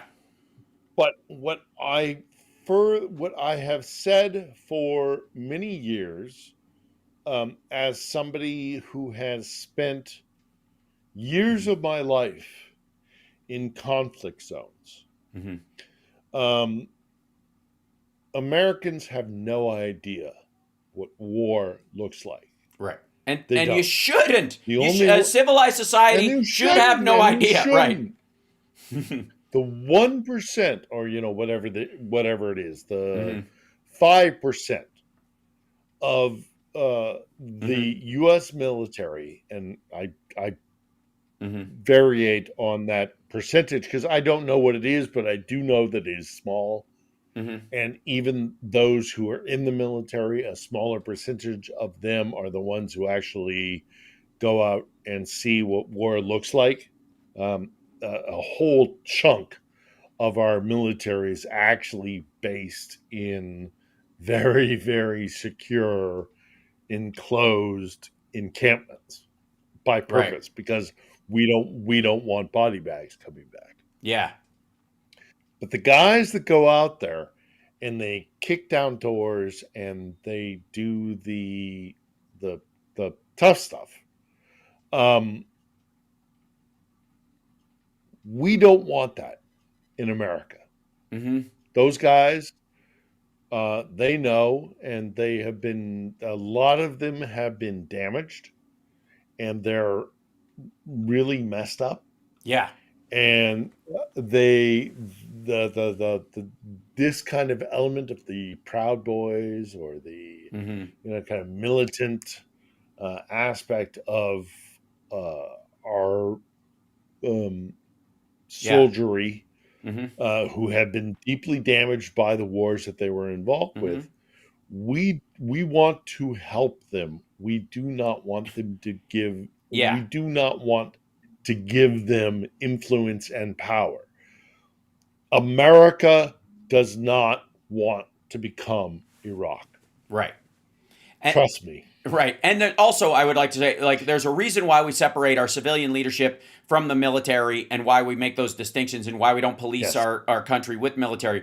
It's on the one hand, ethically, morally, it's correct. It's the best way to work. It materially and strategically works better that way. But also because we don't want our own soldiers who have been deployed overseas, like you were talking about, to come back and be in an us versus them militaristic mindset, and then find themselves killing their fellow citizens, which is, by the way, during the time that they're executing the rights that they have the right to have in this country that they were fighting overseas to protect until they were brought back. And it's, killing protesters is why would you bother to give your life fighting for the country so that people can have freedom of speech, for example, which is a big one with the right, apparently, or allegedly, whether they truly believe it or not. Lately, their version of hate speech conversation has drawn that into question, has freaked everybody else out. There's a big maggot division going on around that. But you go overseas to fight for freedom of speech and all that, and then you come back over here and shoot people for exercising their right to freedom of speech and freedom of expression and addressing their grievances against their government. Seems a bit counterintuitive, I think, is the nice way of putting it.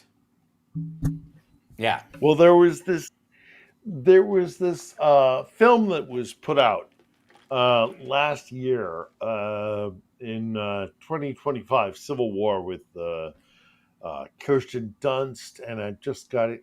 I've just pulled up here. I don't know who the director was. Alex Garland, I suppose. I watched that movie, and it is a depiction of a civil war in the United States, and it's actually a really kind of really shitty film. And I say that because it's more about objectively it was a shitty film, but it was this kind of depiction of what is a civil war, and a lot of people got caught up in the idea that it was a depiction of a civil war in America. It was a crap movie. I don't like the movie. I think what was the name of it again? Tropes of which one? Civil War. War. It's just called Civil War. Okay. It's just called Civil War, and it's filled with. Was it a Daily Wire movie on Clean Flicks or something? Or was it one of the Left Behinds? It actually did quite well. But it was kind of filled with these tropes of these adrenaline junkie journalists and what it looks like in a civil war generally. And that was one of the criticisms of the film was well, how did America get to a civil war situation? Right. And I look, I got criticisms of the film that is not worth going into. I think it is kind of a bit of a look, the casting of Gary Busey as the president of the United States. I think once you start from there, it sets up. It wasn't Gary Busey. It was it was come on now. The Ted Nugent soundtrack sucks. I don't care what anybody says. And Kirk Cameron as the guy who gives the sign off on the news media as the last bastion of free speech. Oberman. It was Oberman who was the president. Nick Offerman who was But look, the movie was crap in my opinion because it played upon tropes of war correspondents who are all fucked up and we drink and we fuck and we we just want the adrenaline of covering a war, right? and that's Well, why this is the film the, was not the myth. specifically I'll tell you about where that any. comes from. I'll tell you where that comes from. I'll tell you exactly where it comes from. Well, I know It where that comes comes from from, the myth but of the Vietnam vet.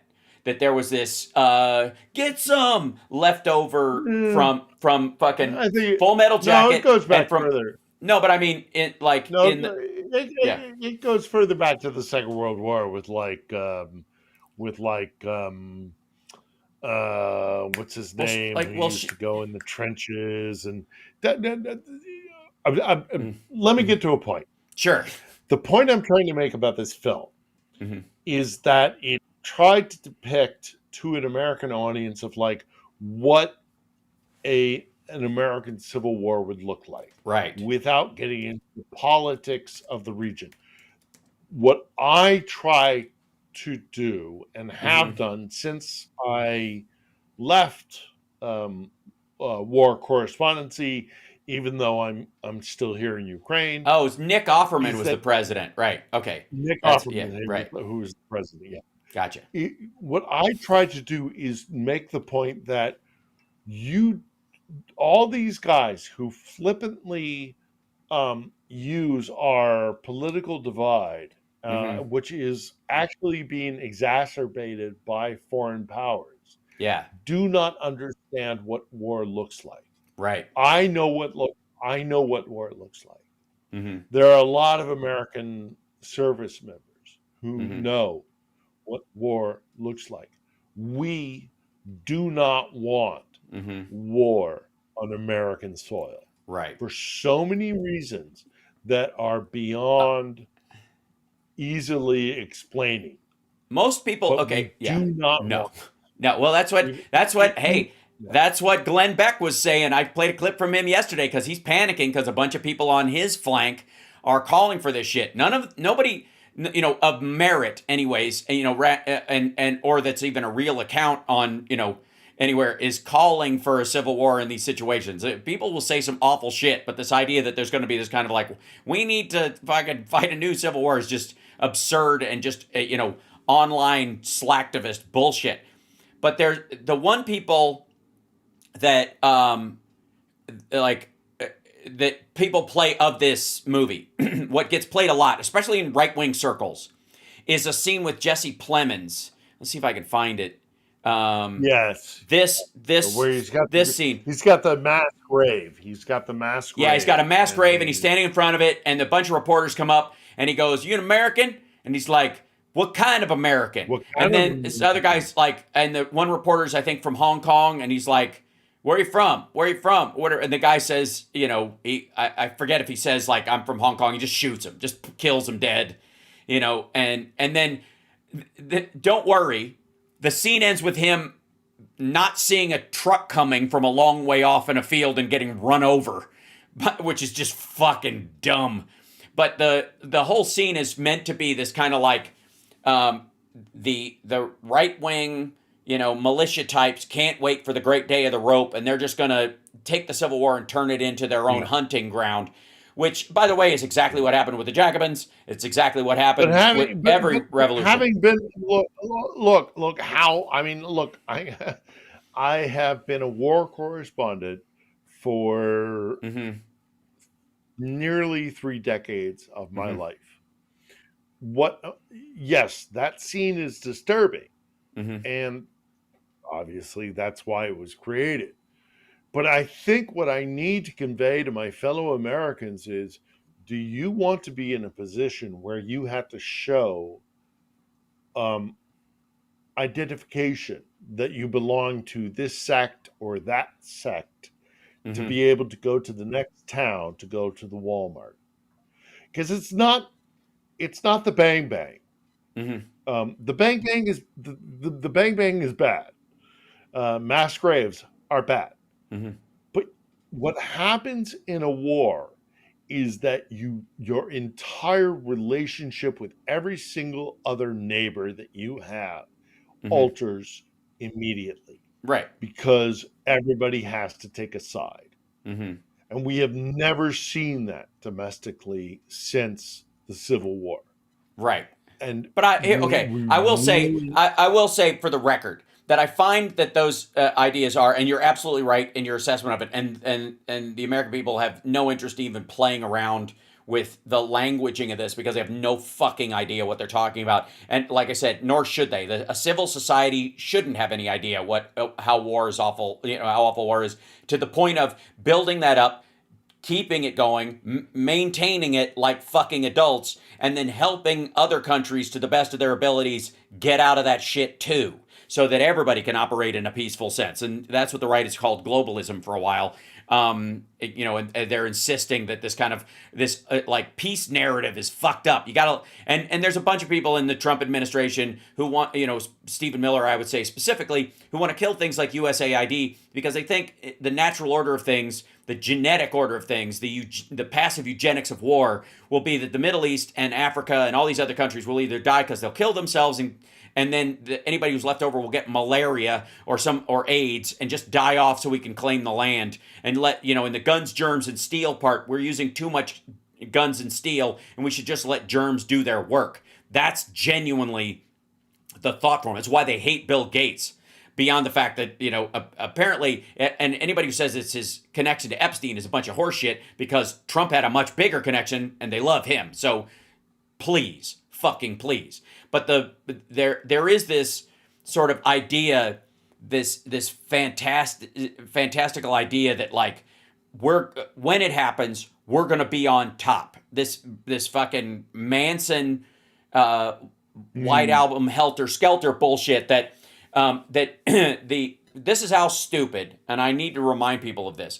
Just like Donald Trump thought that people who are seeking asylum came from asylums, and how fucking dumb that is. Charles Manson thought that his message of Helter Skelter, that there would be a race war and white people would lose physically but win and have to control it, came from the White Album. I want people to recognize how like binary and bullshit and AB logic this shit was. It wasn't some like LSD fantasy of some sort of interconnected. He took certain drugs and he could just see the whole connected web and he came up with this crazy plan because of no. The White Album told him that black people in the 60s who were, in the middle of the civil rights movement would eventually beat people up because they were physically more adept, but were too stupid to run themselves and would need white people to run them. And Manson thought, we'll be the white people that runs the world after the apocalypse and tells the black people what to build. Like it's so stupid once you actually hear what it was. That's what the Civil War shit is like. It's just as dumb as Manson's White Album horse shit. And this idea that Trump, who somehow thinks he's like, he said yesterday or day before yesterday when he was giving his speech to the Navy, which he tried to make a rally, brought the chicks along from the Real Housewives of Trump rally that come with him, and said this is their 141st rally. It's like, motherfucker, it's not a rally. You're celebrating the 250th anniversary of the creation of the Navy, which, by the way, by and large, was created in its world extension to stop slavery. Like, for fuck's sake. Honestly. And boy, did he bypass that shit. He brought up the Barbary Coast, and he brought, but he has no idea what the fuck it's for. But this is like, making this about this kind of like macho, we're going to stand up and we're going to automatically win, and that it's genetic. We're genetically going to win. He was talking about these Marines that were there, these old men, and he's like, that's good genes right there. Because he's been telling himself lately that he's believing Ronnie Jackson, going, you got the genes of somebody who could live to be 120. We just got to keep your ticker going, sir. Like, that's honestly what he's been told. He's got Ronnie Jackson touring with him right now. That's not good. If Ronnie Jackson is your Dr. Feelgood, you're kind of fucked. And his cankles were just like pouring over the outside of his fucking shoes like the Stay Puft Marshmallow Man.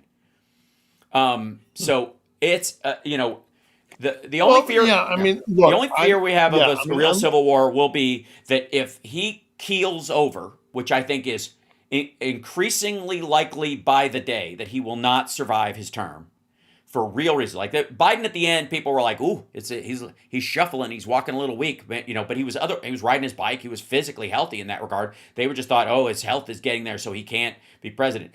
Trump, like literally in front of the Navy, was like, "I'm gonna fall down a flight of stairs one day." Like he basically said it because he sees the end coming. He's talking about going to heaven, and the only reason to be good is to get into heaven.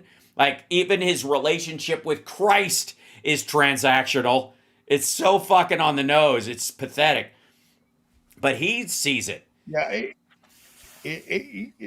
there is a reason why, generally, obviously, being in Ukraine, we tend to talk about the conflict here.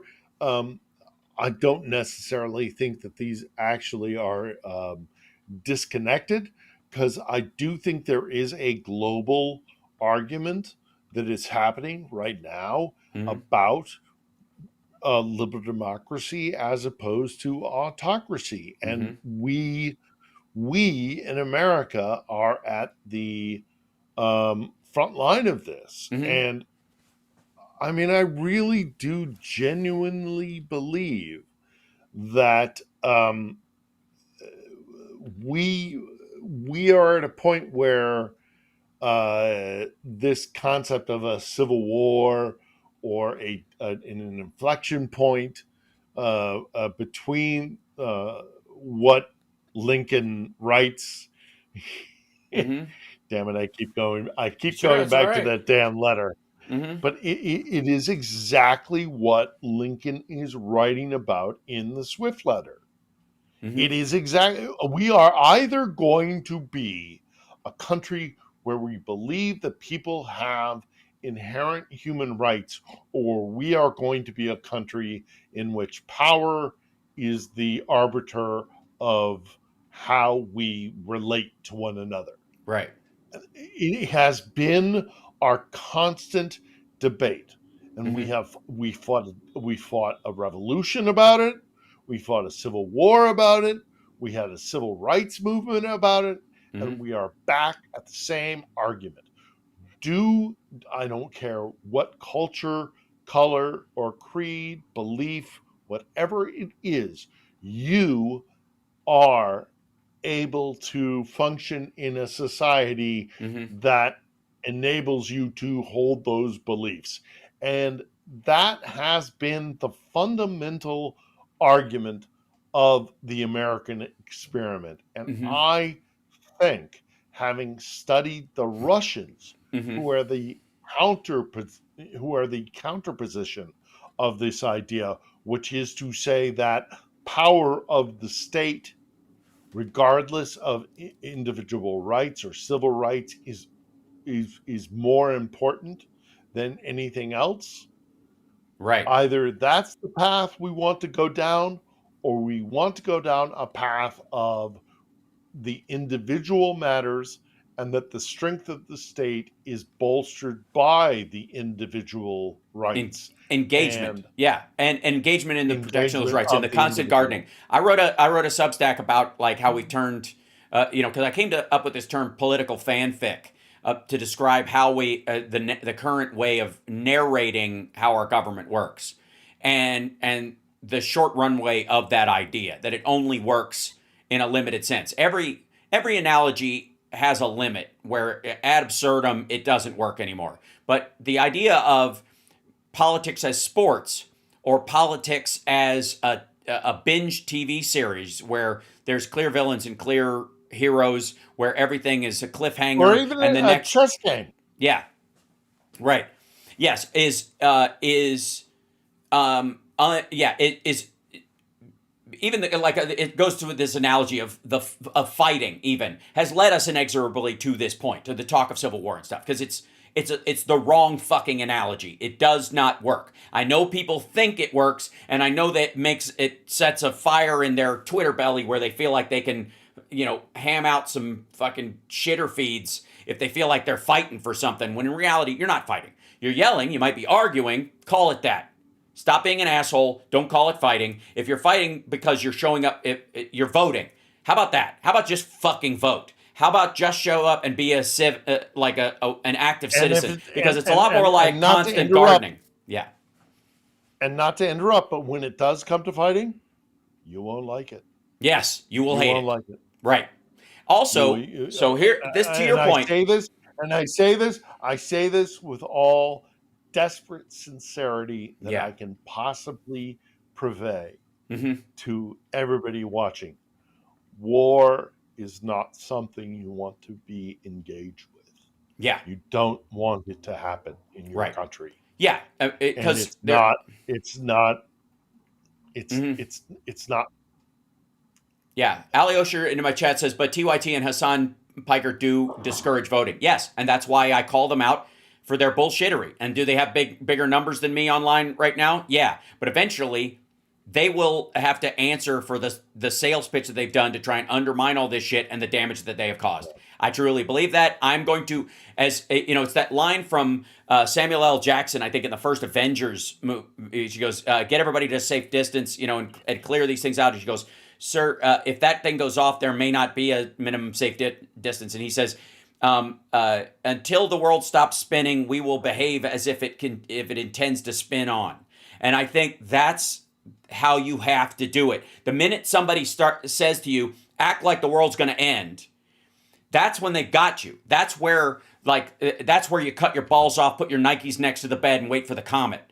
And that's when you drink the Kool-Aid and die. And that's their goal because they know it's going to spin on, and they can't have you around to bug them when it happens. You have to, the constant grind. And this is why Trump said, he called, what was happening in Portland an insurrection because the local judges and the local police have acted the way they have. And he thinks they're being undermined from within. Well, guess what? We have mechanisms to take care of that too. If somebody's getting money or instruction from a foreign government or a subversive group inside, track it down, impeach the judge, and get rid of them. But that problem is not going to be fixed by sending soldiers down on the streets to shoot the civilians because you think the judges aren't tough enough on crime. That's not an insurrection. And if they're acting in a traitorous way, we already have a legal mechanism to show that, prove it, and deal with it from a justice system standpoint. If you can't do it, then you suck at your job, step aside and let somebody else do it better. I want to finish up because we're getting near the end of the show, and I want to remind everybody On the Edge on Sunday, and it was a great conversation to have. There was one story. Yeah, I'm sorry we didn't delve into Ukraine as much as we normally do, but we kind of have. I just because, one last thing. Yeah, go ahead. Look, we do not want a civil war. Mm-hmm. I have covered war for 30 years. We do not want war on our soil. And so power hungry, selling humans. I took the time out to make that point repeatedly. But if you'd like to ask me a last minute kind of this is more like a lead into like it kind of ties into this idea of what you were talking about in the beginning about bringing the National Guard back from Iraq and Afghanistan, putting them in Louisiana, and recognizing that they might be a problem. Well, the Kremlin is dealing with a similar issue right now.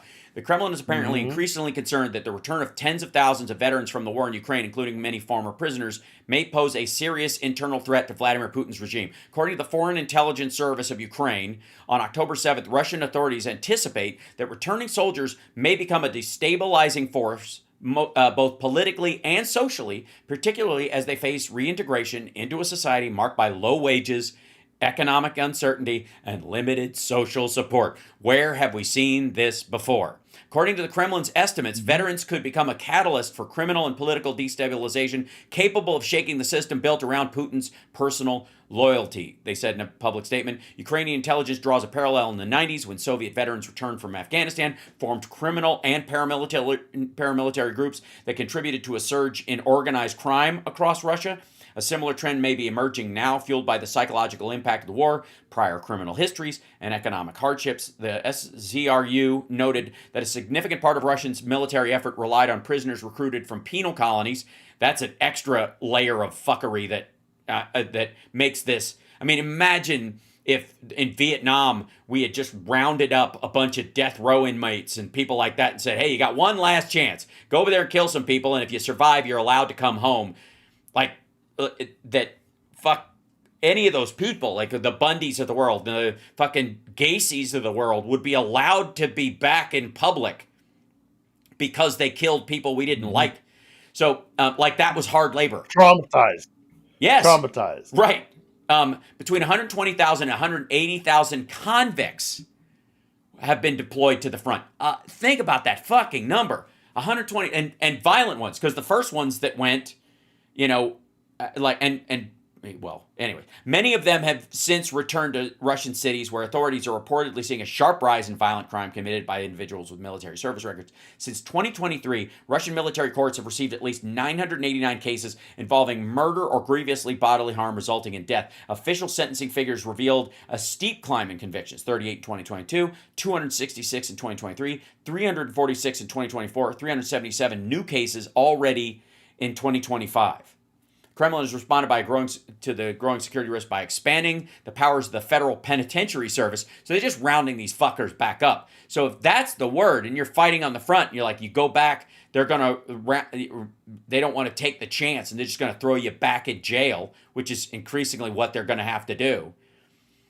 What reason do you have to go back, or to once you go back, don't immediately go underground? And just become part of a paramilitary group, or part of this is the same thing they did when they came back from Afghanistan, just on a ginormous fucking scale. Or even go back into a criminal organization. You might be in a prison, but you are still a part of a criminal, organization that takes care of you while you're in prison. Right. And that's a huge thing in Russia. The whole thing. The whole thing is an absolute mess. I'm going to show you one last thing, too. This is an electronics factory in Novosibirsk in Russia. And the question right now is whether it was hit by a drone by the Ukrainians. This is a huge electronics firm. And by the way, this comes after, and I know we're going to throw these in at the kind of the last minute, but let me see if I can find this. China has halted precision machine tool exports to Russia. And then right after that, a place that would have used these precision machine tools for electronics blows up. Again, it could be because of failures within it or what have you, but either way, not good, as Trump would say. Though not so good way to do it. And then Russia hit their own, one of their air defense systems hit a building in Belgorod. Watch this. Mm-hmm. That is a Russian anti-aircraft missile hitting one of their own fucking buildings. Now, anybody who thinks a civil war in the United States and people seizing control of weapons systems on military bases and all the shit that goes with that wouldn't end up in this happening all the fucking time is an idiot. Is an online slacktivist weasel. And on that note, thank you for being a voice of reason and peace, Philip Ittner, and giving us your insight into for real. Sorry to Not at all. diverge from kind of my area of expertise, but I mean, like, I spent a lot of time with the U.S. military. Yeah, that is your area of expertise. And I've seen war. I've seen the U.S. military. I've seen how they deploy in war, and we don't want any of it. We don't want any of it. Yeah. And to play around with it as loose and fast as the current administration is doing, I think is look, I make no bones about it. I have absolutely 100% political opposition to the Trump administration, but beyond that, even as the function of a state, this is an idiotic idea of putting U.S. soldiers or National Guard or anybody that is in uniform against Right. fellow Americans is not something They're not we serious. ever want to see. Yeah, too. Well, it's just The not. people, It's not. We it's don't want macho this. We bullshit. don't want it.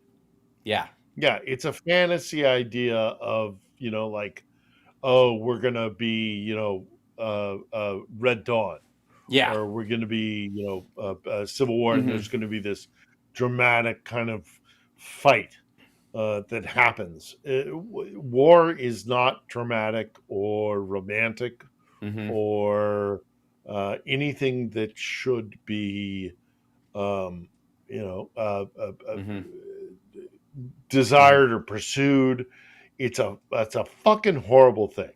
Mm-hmm. It's a fucking horrible thing. Right. And I sit here in Ukraine and I think of people who are dying, and I think of my time in Iraq, and I think of my time in Afghanistan, Syria, Georgia, Libya.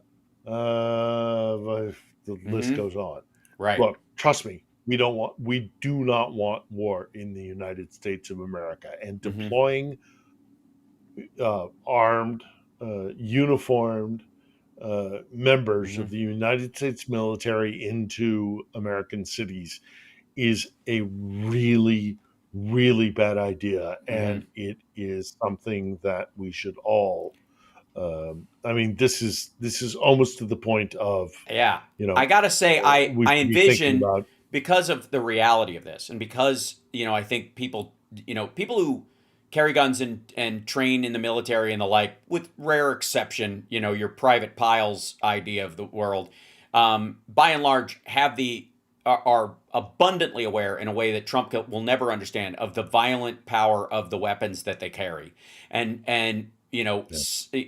driven to a point because of their training, they might automatically act in a way that would set something off. But in general, in their own thinking, the idea of being the person that's the face of the new Kent state is, I really believe that's why they have pepper ball guns. That's why they're just grabbing people and throwing them around. Why it's physical violence, fisticuffs, as opposed to shooting. That's been this way because they're aware of the danger of their own weapons in a way that Trump can't comprehend. And I think I keep envisioning him in that like that Hitler video that always goes around, where they're like, the soldiers have stopped fighting and the Soviets are coming this way and the US are coming that way, and we really can. He's going 9-9, like, keep fighting, when he's yelling in that in the movie clip that everybody modifies, where he's like, why won't they fight back? Why aren't they fighting for us? They have stopped fighting. I'm like, well, they fucking can't. And the only version of that is that either they get killed or they end up killing somebody on their side, because the other people are not buying this anymore.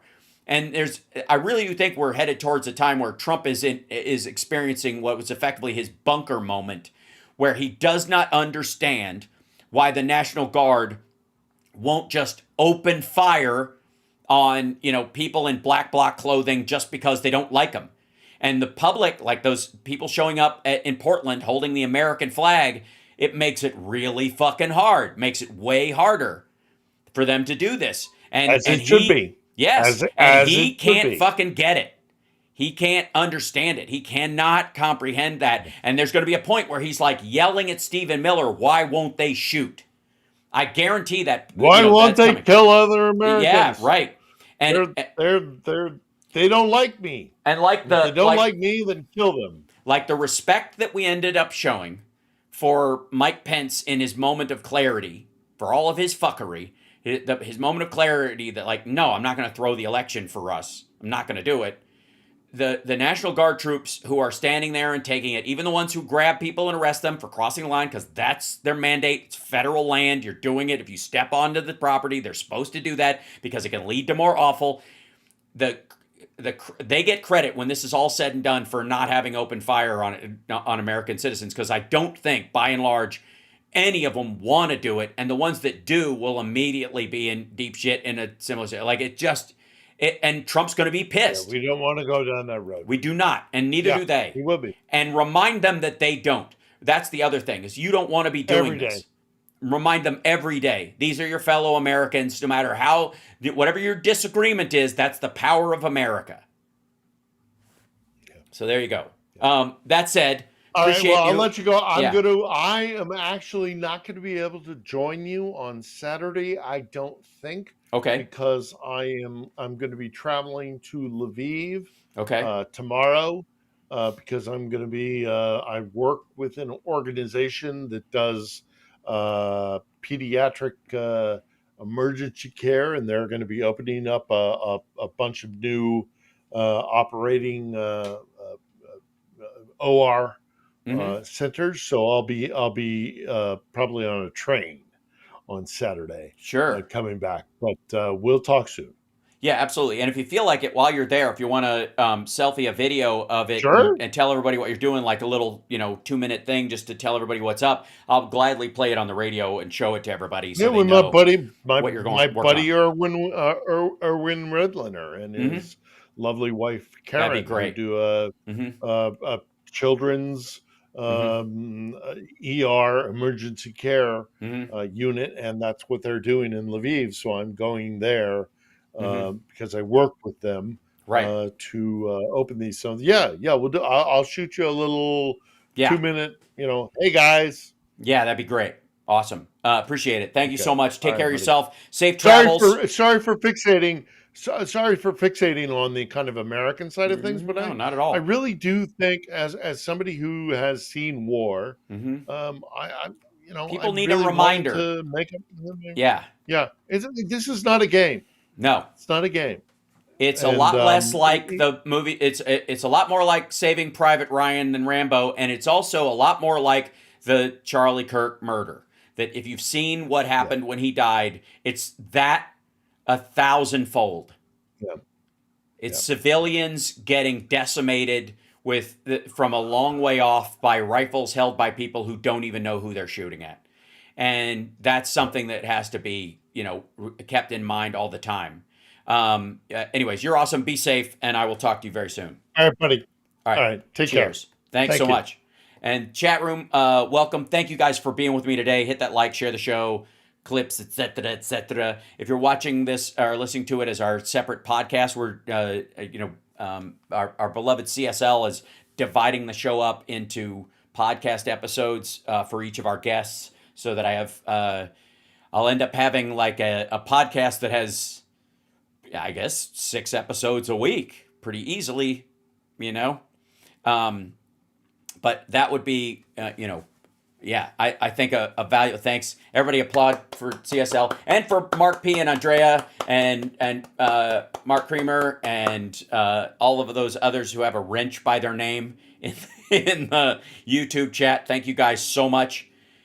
And I think it was a great discussion today. But it was funny. I felt today after what I had put together about the Gaza proposal, which is only different from the Biden proposal in its vagary and its colonialism.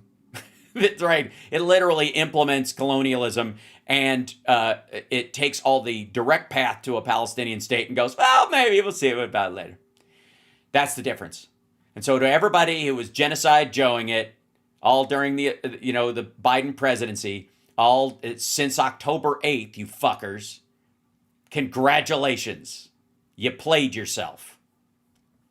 And to everybody going, but I didn't understand at the time that it was, yeah,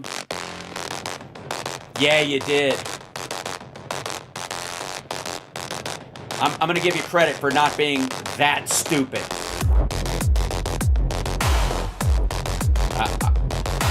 I'm complimenting you by saying you're a liar. The screen glows bright with a crooked smile.